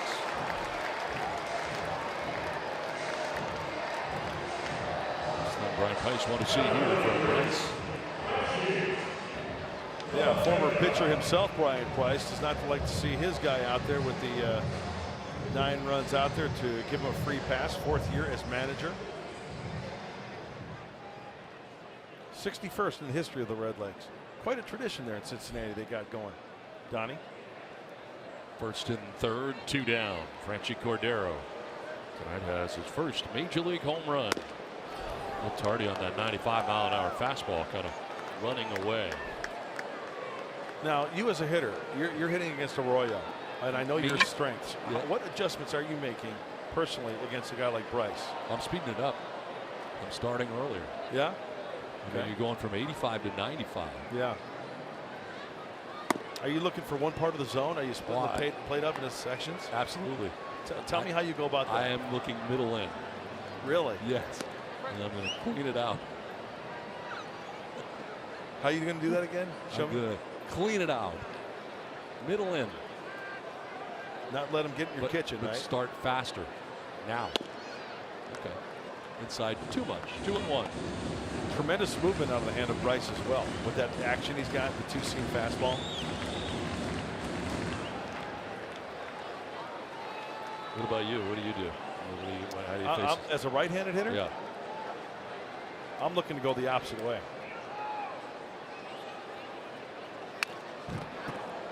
I'm trying to inside out, getting the hands through quickly and let the barrel follow. Not trying to do too much, get froggy. Yeah, I'm not going to get froggy with a guy throwing 95, so I'm just going to start early. That's my move. And look for the 2-seamer up. You know, Alan Zinter talks about always with the 2-seam fastball guy to get it up in the zone. Fastball in, fastball away. Slider. 2-2 pitch with runners at the corners. And Cordero grounds one to first base. Votto will go to second base. Dangerous play, but he makes it. And the force out that ends the inning. 9-2 Padres.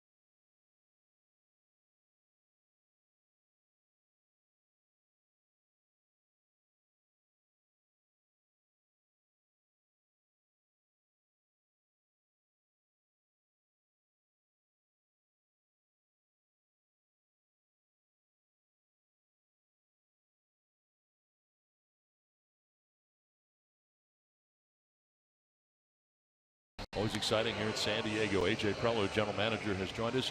AJ, great to see you. How are things going today? Calming down, yeah. It's a fun process, but a pretty hectic process over the last few months and definitely the last couple of weeks. And it's fun when everybody you get to actually make the picks today. It's kind of Christmas Day for the scouts, so it's a lot of fun for the group. Tell us about your first round pick. Third pick in the country. Big pick, big selection for us. And we took Mackenzie Gore, high school left-handed pitcher out of Whitefield High School in North Carolina. He was the Gatorade Player of the Year. He's just a really talented pitcher. He pitched here in the high school All-American game this past summer at Petco. But the biggest thing I think coming into the year, he was on our radar, but he just really kept improving a lot. And he's a really good athlete. I think already people are commenting about the delivery and the leg kick, and which we liked. There's some deception there. He's a premium strike thrower. He's a 3-time state champion. He's a two-way player. He plays the outfield as well. Fastball anywhere from 88 to 95, and probably the biggest thing is he's very polished for a high school pitcher. So we're very excited to have him. No, that's the thing that really stuck out to me, AJ, was he hit .482. Two-way player, and I think anytime you can get a player like that, it's just a feather in your cap. And congratulations to your scouts too. So my question is, even though Hunter Green and the first pick escapes my mind, Royce Lewis, did you get your guy? Yeah, I think our group did a great job. I think Nick Brandon, our area scout, Mark Connor, our director, everybody as a whole, Logan White, Dave Post, we got a lot of looks at Mackenzie.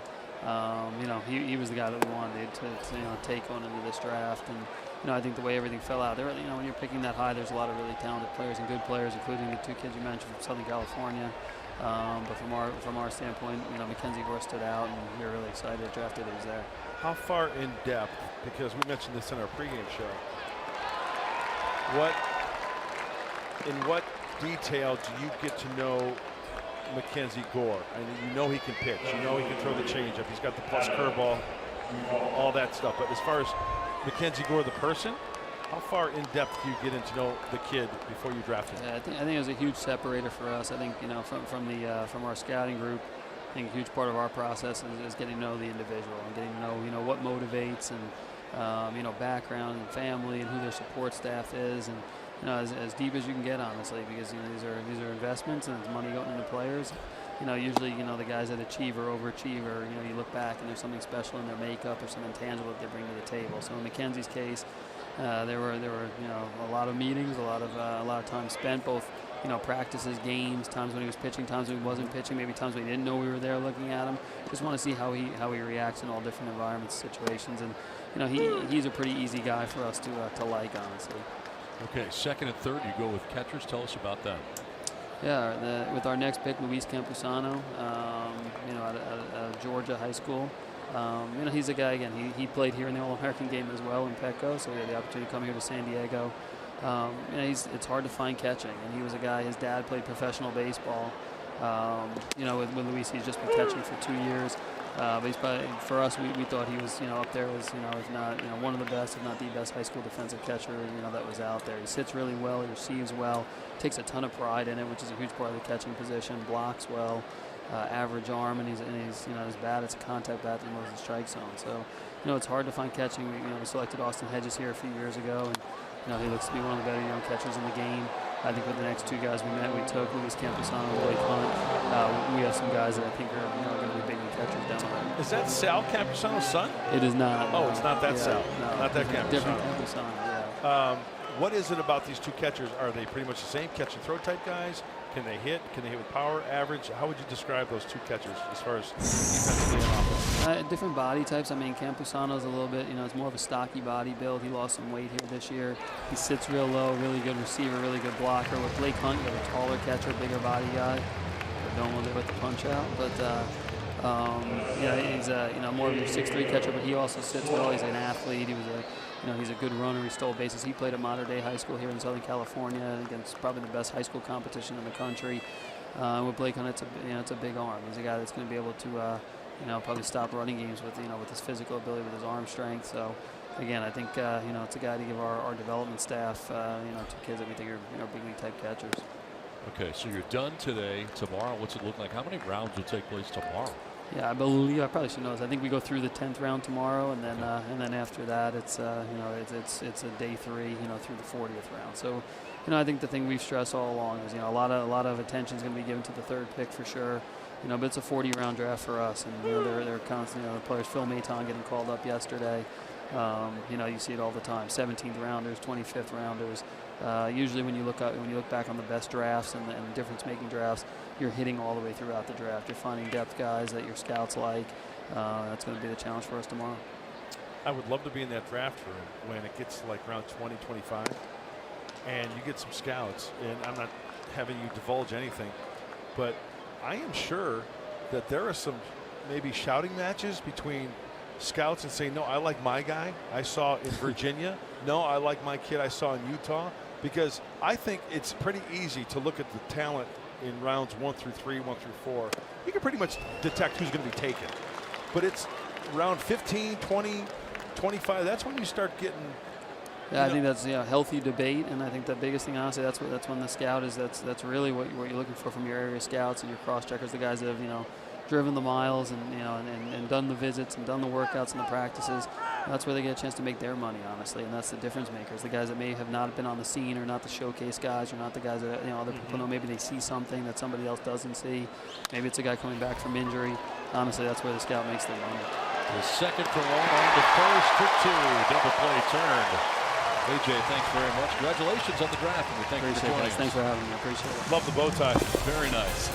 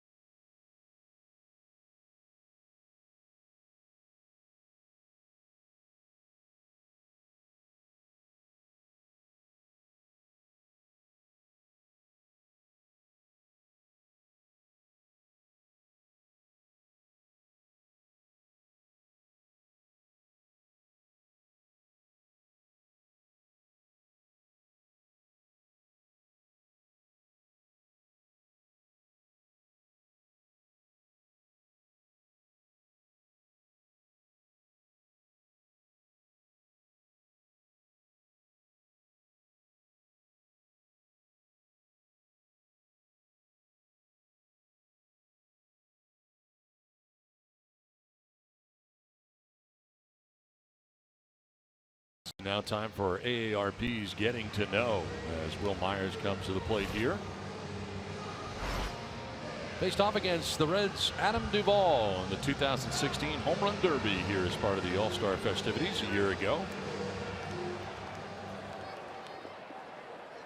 And he leads it off here in the 6th inning. And Duvall winning that battle here last year.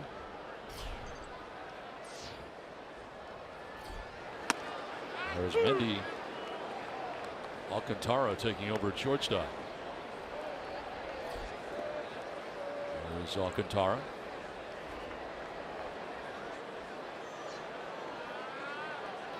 So out of the game is Zach Kozar. Yeah, I'm amazed by what goes into the draft process, the weeks leading up to it, all the information compiled, the individual draft board that you have as an organization. I mean, it is just it's overload. Wow, it is quite a process that so many are involved in, and the culmination of that coming place today with the first 3 picks tonight for the Padres. Each scout filling out their reports, and I mean, we're not just talking, what the kid does on the field, but in-depth reports that they go each player, thousands of players that they look at. Yeah, you know, one of my favorite stories is because growing up where I did in Illinois, I went to Joliet Catholic High School. There was a senior when I was an incoming freshman, Bill Gullickson, pitched at Joliet Catholic. He had one heck of a big league career. Yep. And this is one of my favorite stories because he was pitching and the scouts were out to see him. He's playing against Joliet Central. Well, Gully's pitching and this kid hits a home run to left center field. And the scout's like, whoa, who's this kid? You know who it was? Jesse Barfield. Wow. Yes. So they go to watch one guy, but another guy. Yeah, and that's the impresses them. beauty. Yeah, that's the beauty of it. Deep short, nicely picked by Alcantara, who throws to first, and the tag applied. Throw is off the mark, but Votto comes off the bag and slaps it on Myers on the way by. Well, the first out here at the bottom of the 6th inning. You know, and that's a nice play right there. All the way around as Votto has to leave the bag right now. This is where it can get a little dicey. You get an arm put in there, you get an elbow, a forearm, a wrist. Will Myers tries to avoid it, but gets him on the left quad. Good ups right there by Myers. Yeah. He was pretty high in the air. So one down here in the inning brings up Yangervis Solarte. Now, let's say you're playing on a high school or college team, right? And you've got a stud player that you know scouts. What's that going to do to your psyche and your mindset as a teammate of his when you go play? Oh, yeah. Knowing that there's scouts in Santa watching try to him. impress them. Stand out. Absolutely. Chopped up the middle. Alcantara again. And this time an easier play. 2 down.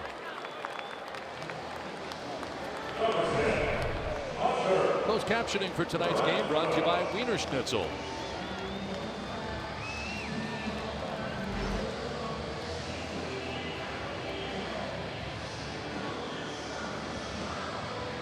So 2 down here in the 6th, and it brings up Hunter Renfroe.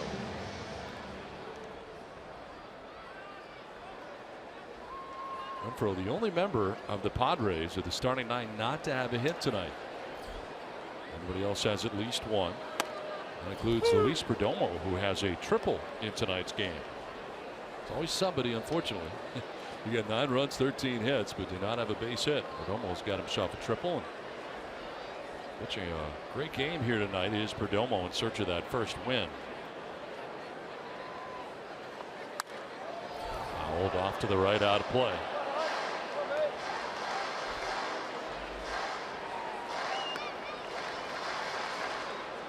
Nine runs, 13 hits, no errors for the Padres. 2 runs, 5 hits, no errors for the Reds.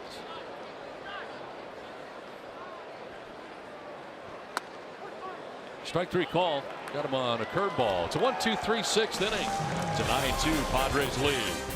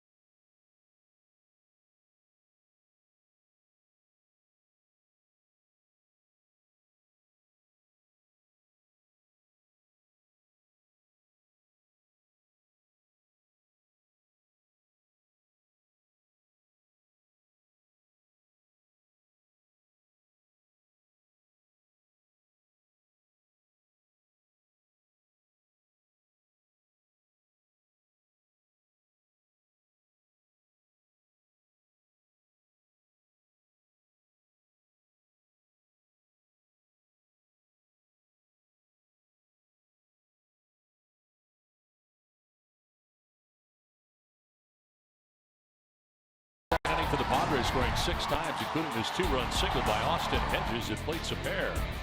First major league home run for Frenchie Cordero, taking it the other way. Yangervis Solarte also with a home run in this game. Solo shot, all part of inning number 2, a 6-run inning. And the Padres bagged out 13 hits to go along with their 9 runs. And chasing Bronson Arroyo from this game. Arroyo on the hook. 4 2/3, 13 hits, 9 runs. And it's to the 7th inning we go. Leading it off here for the Reds is Scott Schebler, who is 1 for 2. Keep pounding that strike zone. Luis Perdomo, still great movement on the 2-seam fastball. It's been under control all night. The offense certainly helps. Avoiding the sweet spot of this powerful Cincinnati Red Leg team. Longest outing of the year for Perdomo is 7 innings. Did that in no decision against the Cubs. 7 innings, 2 hits, 2 runs. The runs were not earned. I say keep adding on so we can get Luis Perdomo that first victory of the year. That marks his 11th start of the year. It's 1/3 of the way through the season if you're a starter, correct? Yes.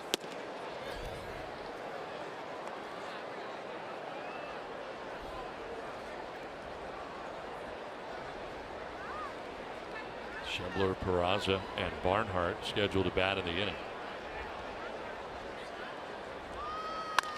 Grounder up the middle, and ranging and diving is Cordova, but it's into center field. Check in with Bob Scanlon. Well, Don, we talked tonight about 2 things with Luis Perdomo. Number 1, the adjustment that he made on the mound to allow his 2-seam fastball to work both sides of the plate, and we've seen that be effective tonight. The fastball's inside to Hamilton. He's rolled up 7 outs on ground balls so far tonight. The 2-seam sinker absolutely working. But the other thing we talked about was also controlling the top of this lineup.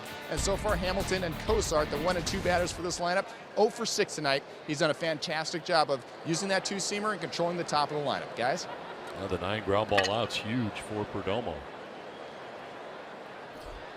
There's Peraza, who will take ball 1. He's lined out to short, grounded out to short. Both times Alan Cordova up to the task.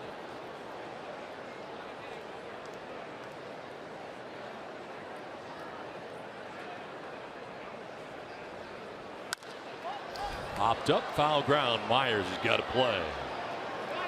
And he makes it for the first out of the 7th inning. You know how players talk amongst themselves, right? They talk about teammates. They talk about opposing pitchers. Announcers. Yeah, you do. I'll guarantee you there are a lot of red hitters tonight that are talking amongst themselves, or they'll talk with people and they'll say, how does Perdomo only have no wins this year? How does he have no wins with the stuff that he's got? Now it's amazing. And hopefully after tonight, the question will be answered. Good change up there.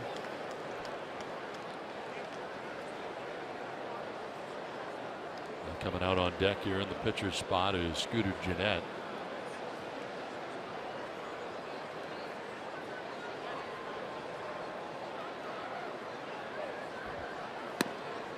He of the 4 home run Scooter Gennett. That's unbelievable. Only 17 players in the history of the game have done that. 4 home runs in a game. It's hard to hit 4 home runs in a little league game when you're the stud player. Do it in the big leagues. Let's get to the backstop, and heading for second base is Schebler.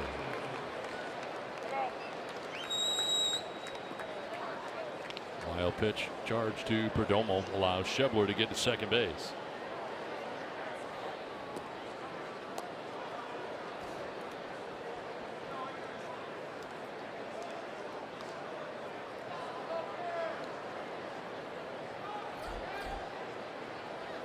There is Scooter Gennett, the former Milwaukee Brewer.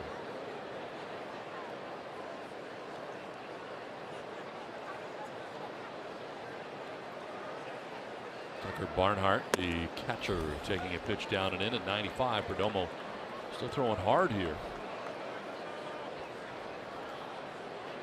The 8 pitches deep into his outing.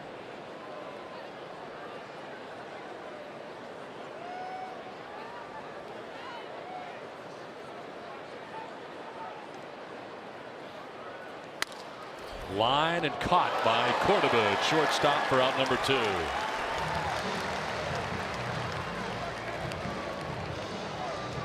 Talk about Scooter Gennett's 4 home run performance, and here's another look. It was against the St. Louis Cardinals and at home at Great American Ballpark for the Cincinnati Reds, and they just kept coming. 4 of them in one game. That ball yard, I tell you what, 4 home runs is 4 home runs. I'm not going to take anything away from Scooter Gennett. How rare is it? Is where it lies. Only 17. They've been more perfect games. That's amazing. Fewer unassisted triple plays. 400 average. 13 have done it. Now the natural cycle, that's when you hit in succession: single, double, triple, home run. In that order. This one fouled off, and that almost hit him outside the box, but it didn't.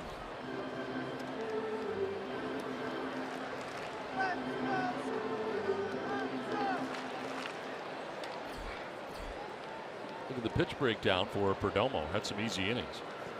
3rd and 4th, just 7 pitches each to get through those innings.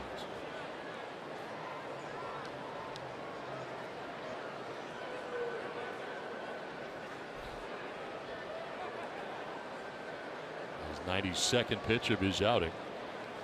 And Gennett lines it into right field. That's going to get down.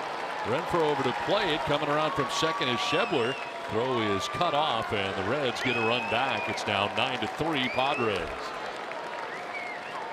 Scooter Gennett with an RBI single for Cincinnati.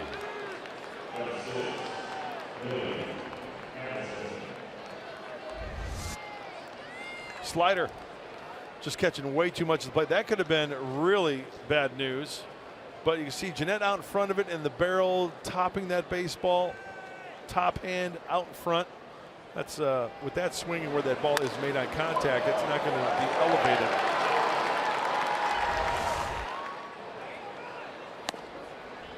Now Billy Hamilton, who has been kept off the base paths, 0 for 3. Now this is where pitching coach Darren Balsley and Andy Green will look at Perdomo, and you know, as you mentioned, Don, there is action, but you know, maybe the arm's dropping a little bit. The breaking ball isn't as sharp as Ryan Buchter. Gets loose. First action we've seen out there.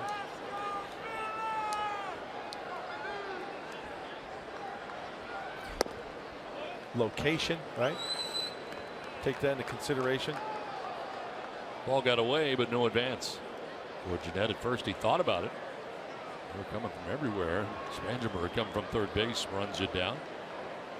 As Perdomo could not catch the return throw from Austin Hedges.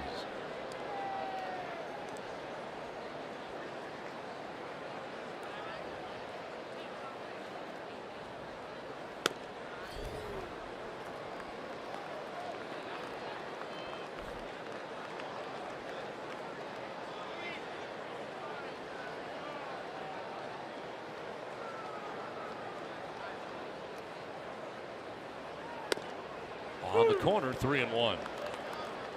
Is Ryan Buchter still rocking the stash? I'm not sure. Because you got to get really up close to see it. And I'm not really sure. Can't tell from that angle. 3-1 is chopped to first base. Myers will grab it. It's a foul ball. He tried to get it in fair ground.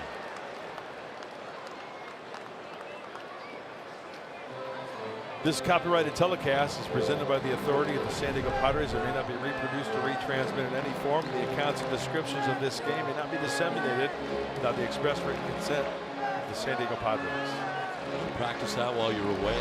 Every night. At least once?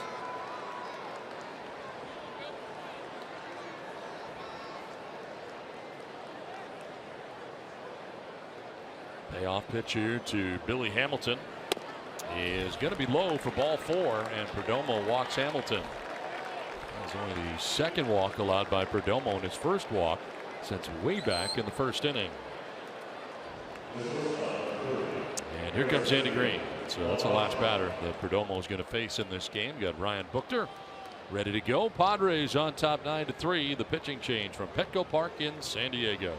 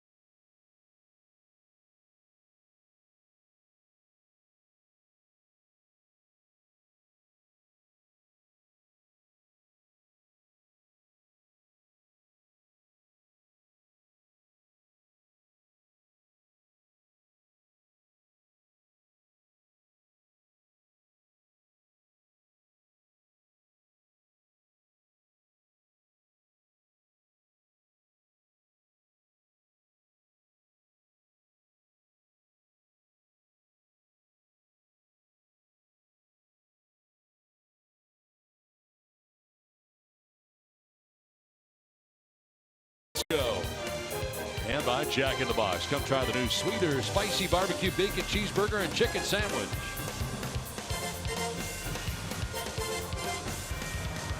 Now Luis Perdomo departing here after 6 2/3 innings, responsible for the 2 men on, leading with a 6-run lead in search of his first win of the year. Look at that line, and responsible for the 2 men on as he hands it off to the bullpen. And to Ryan Buchter. That's a great night in the big leagues for Luis Perdomo. Now 1 out to get for Ryan Buchter. You see the splits with the righty up. Well, he's doing well. Only 200.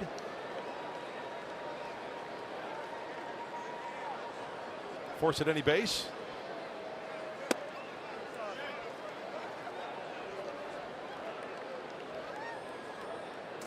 Alcantara batting for the first time, took over defensively for Zach Cozart at shortstop.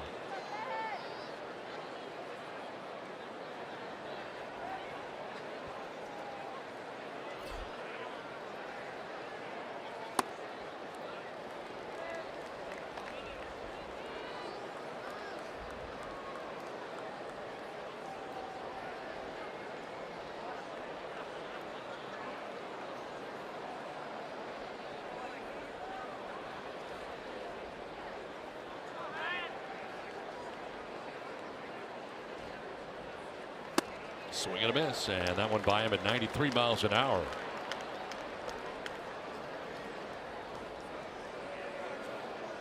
Opponent sitting at 202 against Buchter this season.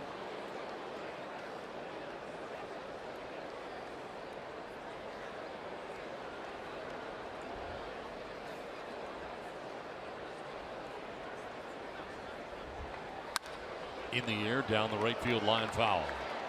By the way, thicker media guide for the Reds. Very thick. It's like War and Peace. I well, swear as you said, they have a lot of tradition. They've got a lot. It said Tolstoy on here. Look at that. I mean, a lot of history for the Cincinnati Redlegs. A lot of history. Plenty to read. Yeah.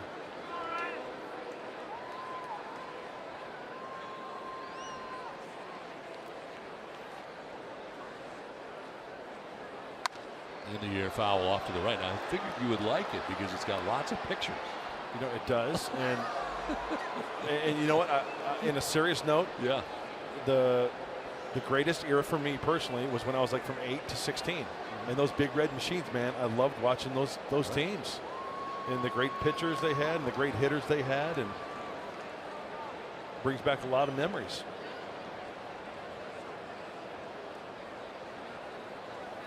Swing and a miss. Nice job by Booker. Elevates that fastball at 93 and strikes out Alcantara to end the inning. Luis Perdomo and the Padres have a 9-3 lead. 7th inning stretch from Petco Park in San Diego.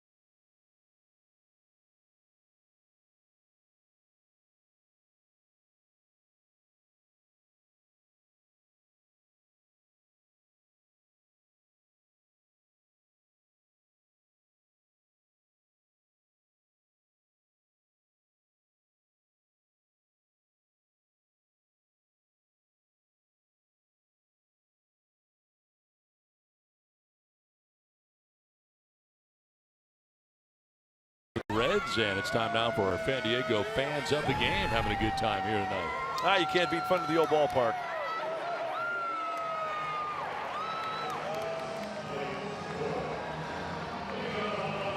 Well, the Reds getting a run back in the top half of the 7th inning. Corey Spangenberg going to lead it off. And Alan Cordova and Austin Hedges expected as Blake Wood into the game, 28th appearance. Well, lefties really having their way with Mr. Wood there. 359 average, his 28th game. Always working from the stretch. It's time for the Padres to add on. Why not?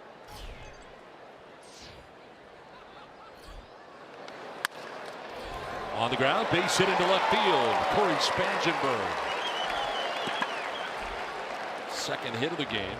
3rd time he's been on base. Scored 2 runs in this game. The foot is down, the hands are back, and he's spanking that ball the opposite way.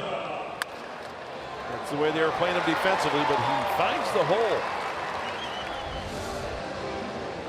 Good runner on here for San Diego, bottom of the 7th inning, and it'll bring up Alan Cordova.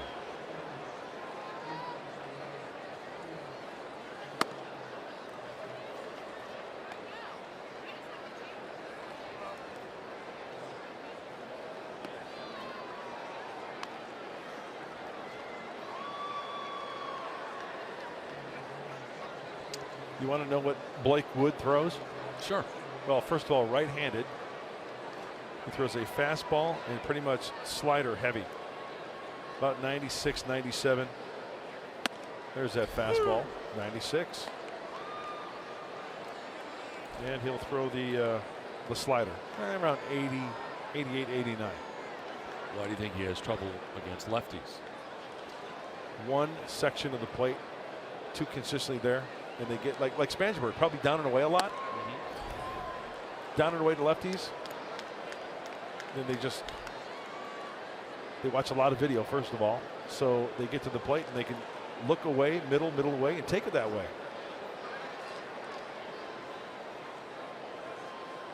I guess not pitching in enough, I would say.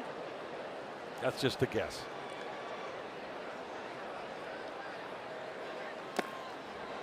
Bounce in, ball 3-3-1.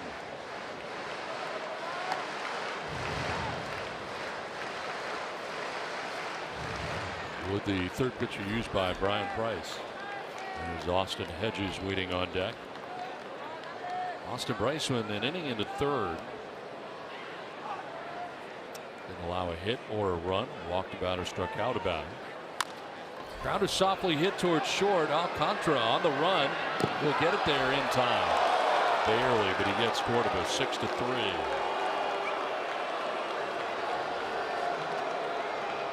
That's a nice play on the run.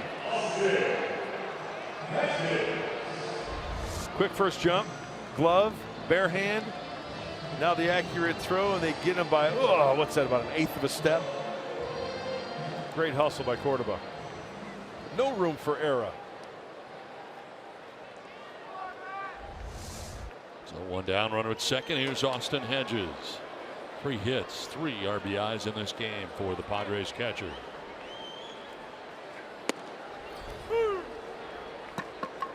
Wood has been pretty consistent at 96 miles an hour since coming into this game.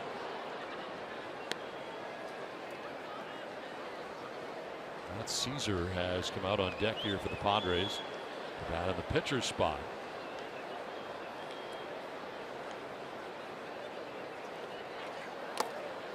Bounce in, picked on the backhand by Barnhart.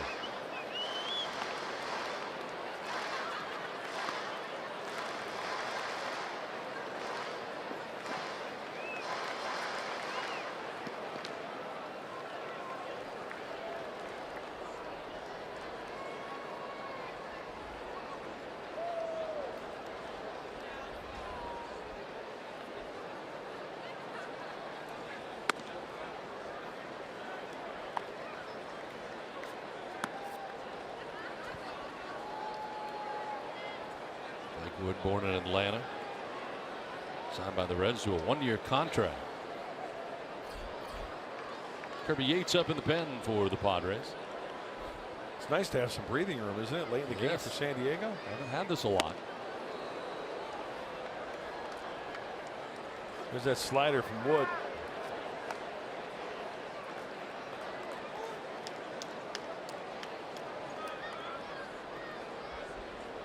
Wood was a 44th round pick by the Milwaukee Brewers. And his first experience in the majors came last year with the Dodgers. Striking out is Hedges for his second out of the 7th.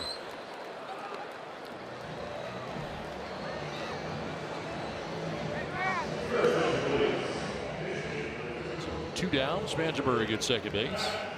And here is Matt Caesar.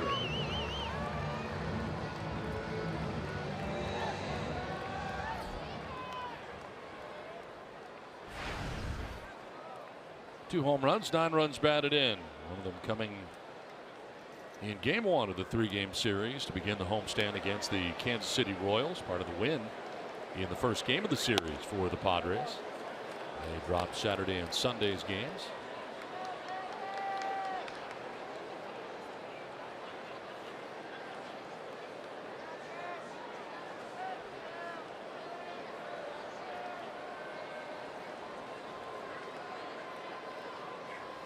Look out at the arms and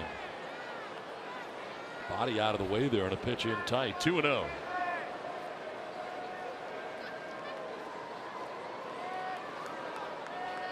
Bronson Arroyo started this game.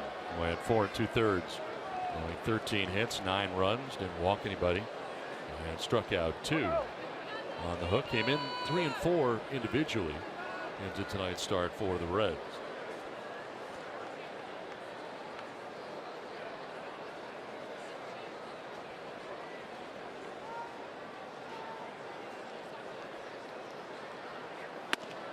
In there for a strike, and it's 2-1.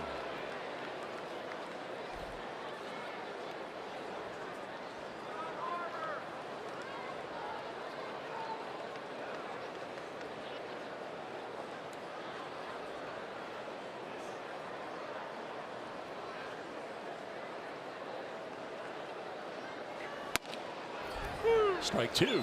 So Wood battling back here.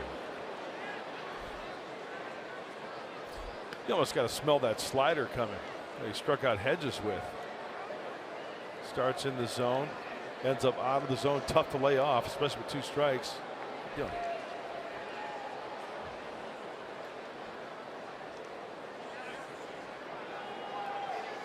Caesar fouls it off down the right field line out of play. Got the heater up in the zone just a little bit.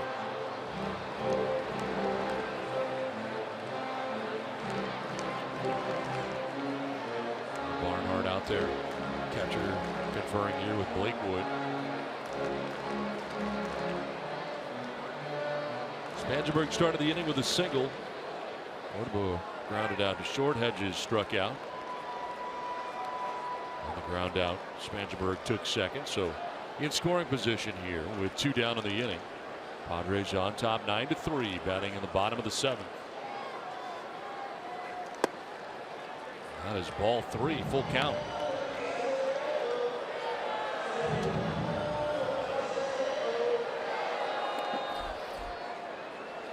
Jose Pirela and the top of the Padres order waiting on deck.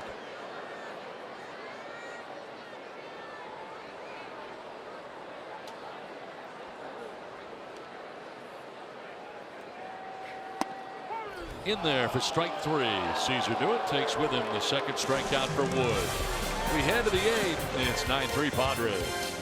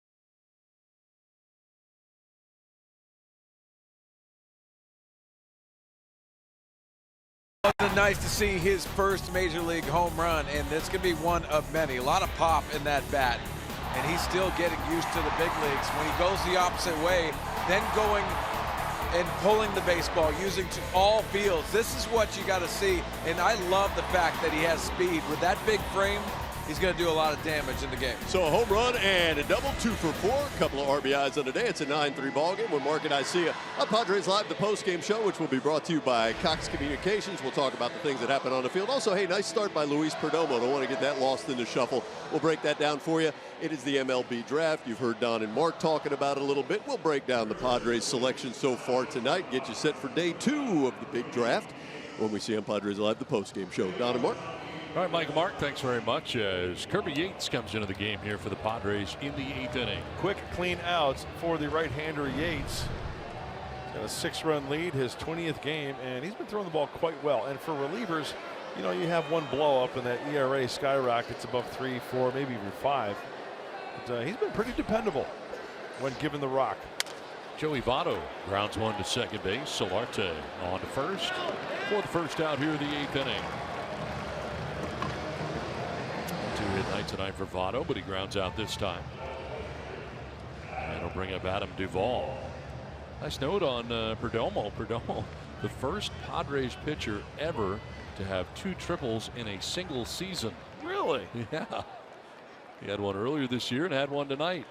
You know, you would think that there was a pitcher out there who could swing the bat pretty well that would have a couple triples in a season. That is not the case. Well, he holds the record now. Congratulations to Luis. A pitch outside on the corner to Duvall. He's got a couple hits tonight. Infield hit in the first, A double in the third, struck out swinging in the 6th inning.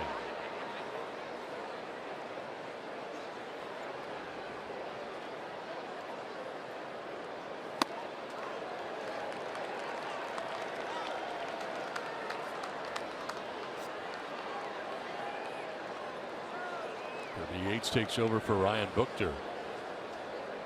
Struck out the only batter he faced in the 7th inning. Hit 4, and now Kirby Yates starts the 8th. A ground out. Here's an 0-2 pitch coming up to Duvall. Fouls it back to the screen. Nice offensive attack tonight for the Padres. 9 runs on 14 hits. After they trailed 2-0 right out of the gate in tonight's game. Cincinnati getting 2 off Perdomo. They would not get another one until the 7th inning. And the Padres putting together some pretty outstanding offense. Tonight when Frenchie Cordero gets his first major league home run. A lot of positives tonight. A lot of good stuff going on. Oh, just wait till we revisit the keys to the game, and also stick around after this one. Mike and Mark are going to break everything down and revisit it. Swing and a miss. Duvall strikes out. 2 down in the 8th. There's that Kirby Yates slider. You asked for it, and the truck's going to supply it. Let's take a look at the keys to the game, the review of revisiting. And it's brought to you by your San Diego Honda dealer. Well, the Reds lead the league in home runs. Limit the red leg home run damage. No home runs tonight, knock on wood, and bash Bronson early. Arroyo, 4 2/3. 13 hits and 9 earnings. You know what? This might be the best keys, at least from a success rate, in the year and a half I've been here. Really? That you've had. I don't think you've been anything close to these kinds of results. So really good job. Thank you. Good to be back. Suarez will take strike 1. And you know what? Even though he got knocked around a little bit tonight, I'm a big fan of Bronson Arroyo. I'm a huge Bronson I Arroyo. love to watch him pitch because he's a pitcher, and we documented that. And you know what? Hey, when he's pitching against the Padres, I got to root for my Friar, right? Well, they got to him tonight, but the guy battles. He's a gamer, and tonight just wasn't his night. Padres took some good hacks tonight, good results. And you missed him by about a year on used to be the Padres Red Sox cruise. Used to oh, cruise really? It. Yeah. Was he a big hit? Oh, because he's a guitar player. Yes, he is. And a darn good one. He played on the cruise. Nice. The Padres fans, a lot of the Padres were on that yeah. cruise. Sorry I missed that one. Yes. You weren't there. You didn't get to see me either. I'm glad I missed that cruise. Yeah. More buffet for Donnie. Can you imagine if you and I were both? Oh, hey, I'll meet you at 11:30. You can get food 24/7. Isn't that great? And there's always an ice cream machine on. Yes, always, somewhere. Yeah. We'd probably jump off the cruise about 110 pounds heavier than when we got on. 2-2 pitch. He is in the air, foul off to the right, out of play. Those baseball cruises are fun. They are. I did 3. I've done a couple. Padres, Brewers, Orioles. One with Earl Weaver and Jim Palmer, and boy, was that fun. Earl Weaver was on all 3 of mine.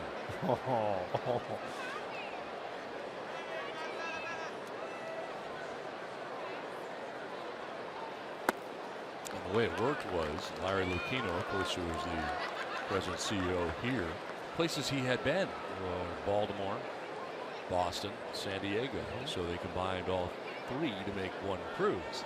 And I heard about this guy, Mark Grant, who was on the cruise before. That's all I heard about. Oh, do you know Mud? No, I don't. Strike 3. Suarez down by way of the kid. Good inning by Yates.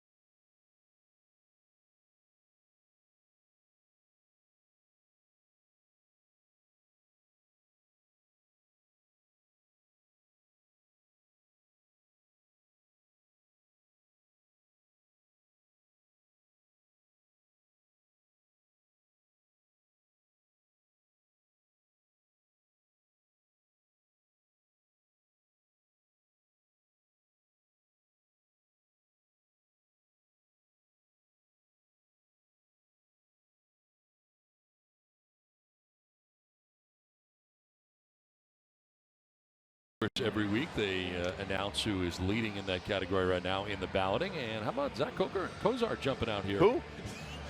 Zach Kozar jumping out here at shortstop ahead of Seager right now.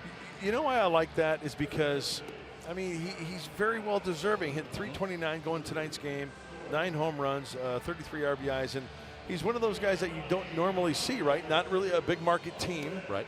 And having a good year. And I'm glad to see Zach Kozart right now at shortstop. The All-Star game, of course, is on Fox. Don't miss it. Last of the 8th inning, top of the order, Jose Perella coming up. There's Drew Storen, the new Reds pitcher.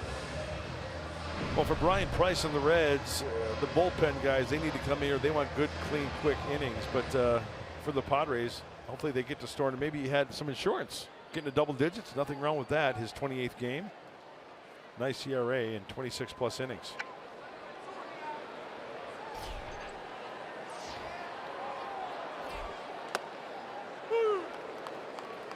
Remember, Drew Storen is a national.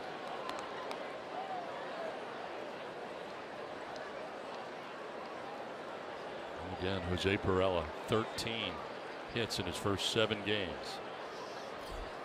15 the record, Tony Gwynn. And almost went down to one knee on that cut. Down 0-2.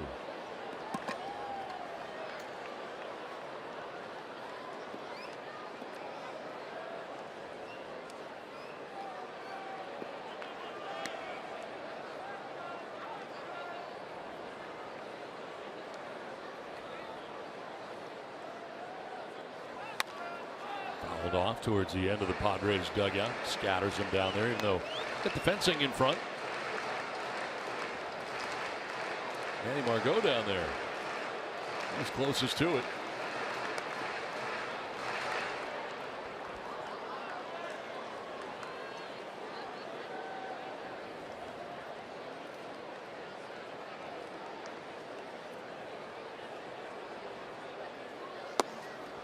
Storen's got the little hesitation pitch working. Yeah, he does a little hitch. A little flamingo action. Always working from the stretch.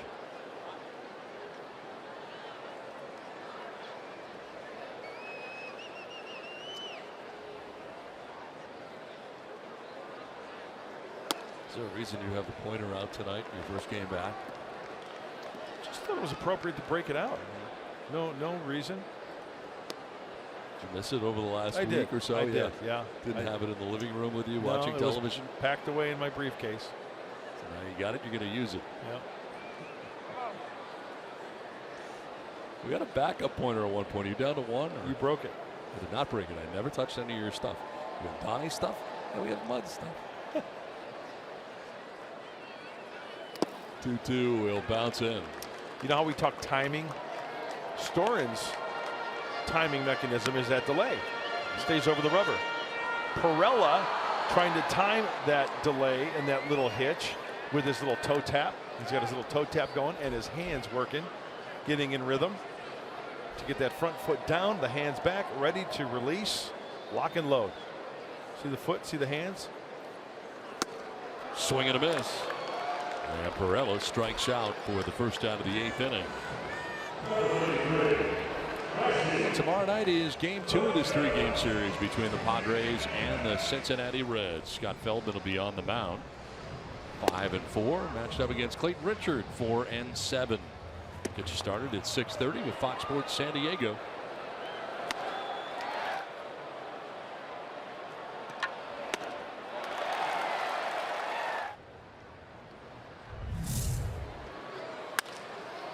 Down the left field line, foul. Off the bat of Frenchy Cordero.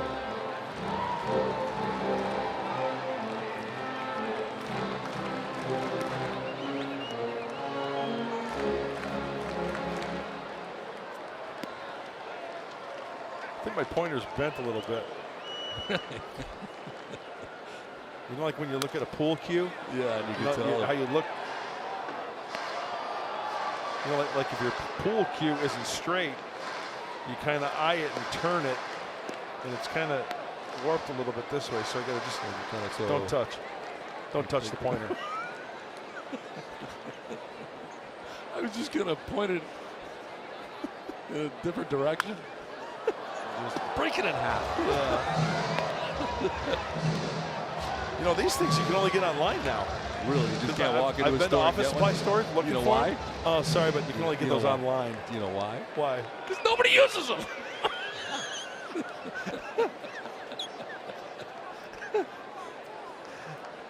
0-2 the count. Kind of surrounds the plate, but not a strike.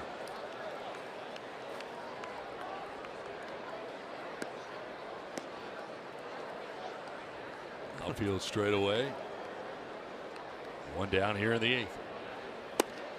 And a swing and a miss. Storen's looking good. Back-to-back Ks, 2 down. Beginning Thursday, the world's greatest players battle to be crowned America's champion in golf's can't-miss major of the year. The 117th U.S. Open begins Thursday on Fox, FS1, and streaming live on Fox Sports Go. From Erin Hills, the 117th U.S. Open. 2 down here in the 8th, and it brings up Will Myers.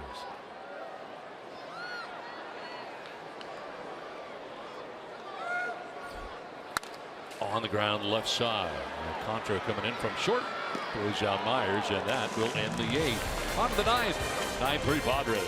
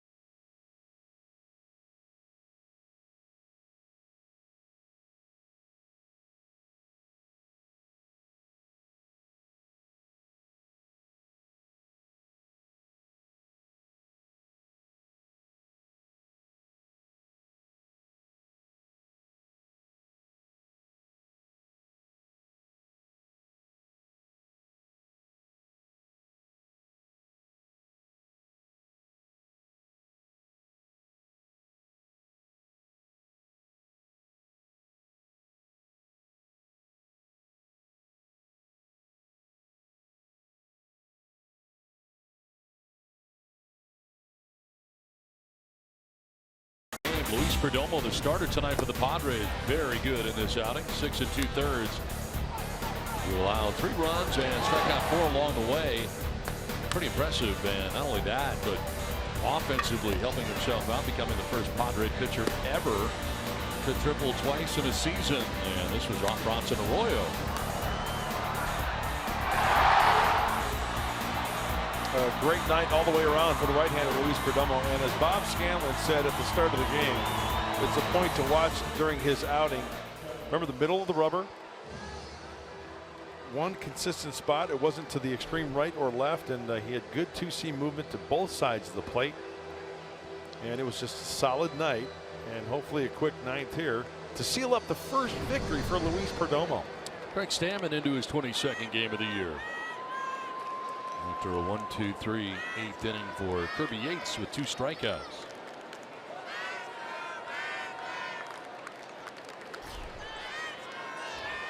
Scott Schebler leading it off and taking strike 1. The bullpen's done a very nice job so far. Buchter and Yates.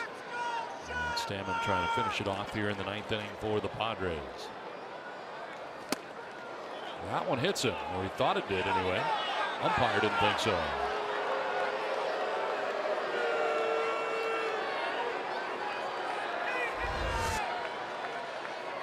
No, wasn't even close. Wow.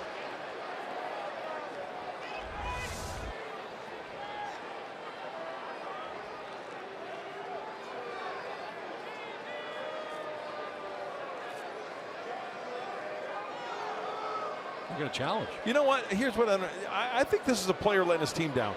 He knows he didn't get hit, right? Wasn't even close.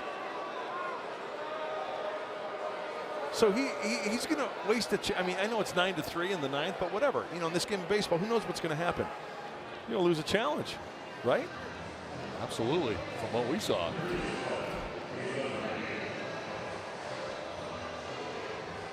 Former Padre manager on the right there, Jim Riggleman, as we take a look. Not even close. Nope. This should be quick.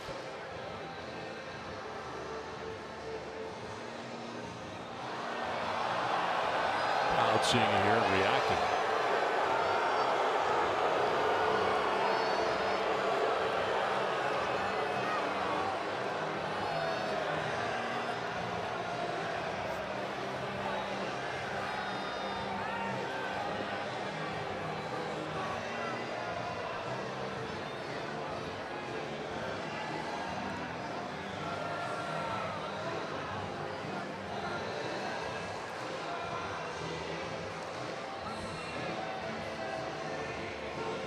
While Stammen's got to wait here. It's taking a lot longer than it should. Please hold. Your call will be answered in the order it was received. Yeah, I know, that didn't hit him. Yeah, it wasn't even close. So a ball and a strike. They chose to challenge. No, for some reason. Yeah. Let's say, I mean, hypothetically, now hopefully it's a quick inning here for Stammen. But we know that things can change in this game of baseball. Let's say it gets to a situation where you need a challenge now. Right. You don't have one. A little number in front of the plate, and Hedges will pick it. It's a fair ball and a good play. Nice play by Myers, too. That's not easy. With the runner headed down there, and Hedges had to throw it towards the runner almost. Yeah. And Myers had to find it, and he did. Nice play. There's a short throwing lane that Austin Hedges has to throw accurately to get it to Will Myers so he doesn't throw it too far on the fair side and throw it up the back of the runner. And you know, he was inside the baseline, so if that ball hits the runner, he's out. He was clearly inside the baseline there. So one down in the ninth inning brings up Jose Peraza. 0 for 3. He's lined out to short, grounded out to short, and fouled out to the first baseman.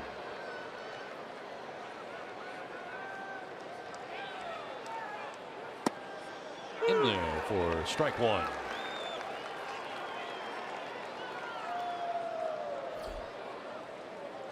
I think Stammen's done a really good job this year. He's been Mr. Reliable. I was just going to say that before that last hitter. To center field, Cordero coming in, and a slide to make the catch.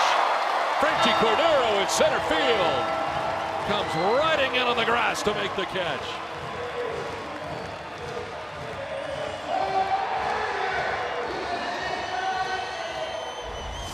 Good jump, Franchi, because that ball was off the end of the bat.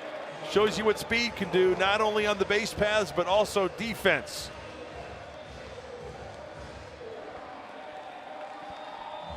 Greg Stammen likes it. And the teammates love it as well. And Glenn Hoffman. Everybody's happy. 2 outs here in the ninth inning. Heck, I'll clap. Tucker Barnhart will ground this by the diving first baseman Myers into right.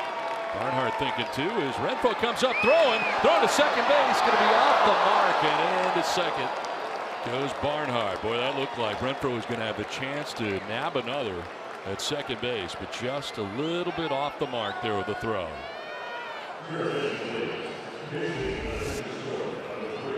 Boy, spin and throw.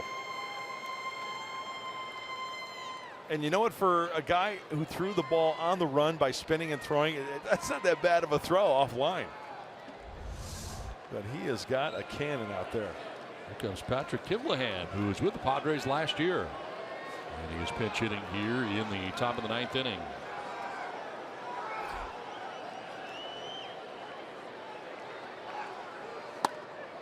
He will take ball one.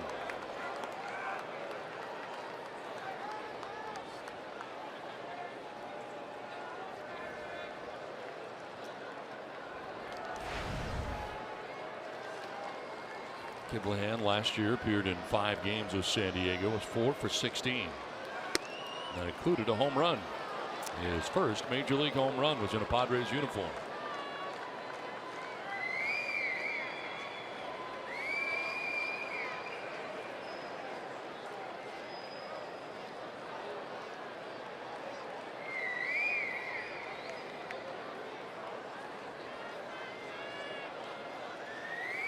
Two-0 pitch.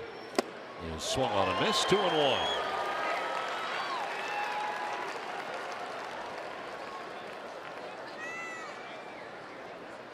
Was claimed off waivers by the Reds in September this last year and finished off the year with the Reds last year after leaving the Padres, and starts the year this year with Cincinnati.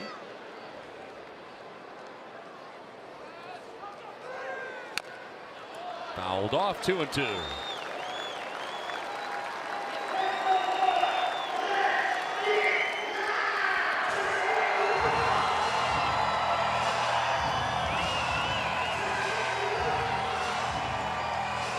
Two balls, two strikes, two down here in the ninth inning. Stammen wants a new baseball from home plate umpire Chad Whitson, and he'll get one.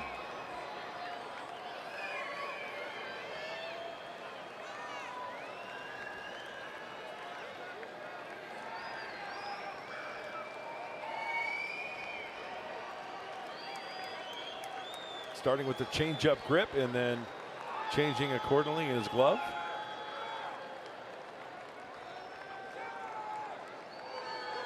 Kiblahan strikes out, and the Padres win. Yeah, the Padres able to take the first game of this series against the Cincinnati Reds. And his first win of the year for Luis Perdomo on a night when Frenchy Cordero gets his first major league home run. It's a Padres win. Mike Pomerantz, what's in store? We're going to hear from A.J. Preller in just a couple of moments on today's Major League Draft, who the Padres are able to select. Also, Andy Green talks about the first win for his young Luis Perdomo, and we'll give you an all-star voting update in moments on the postgame show.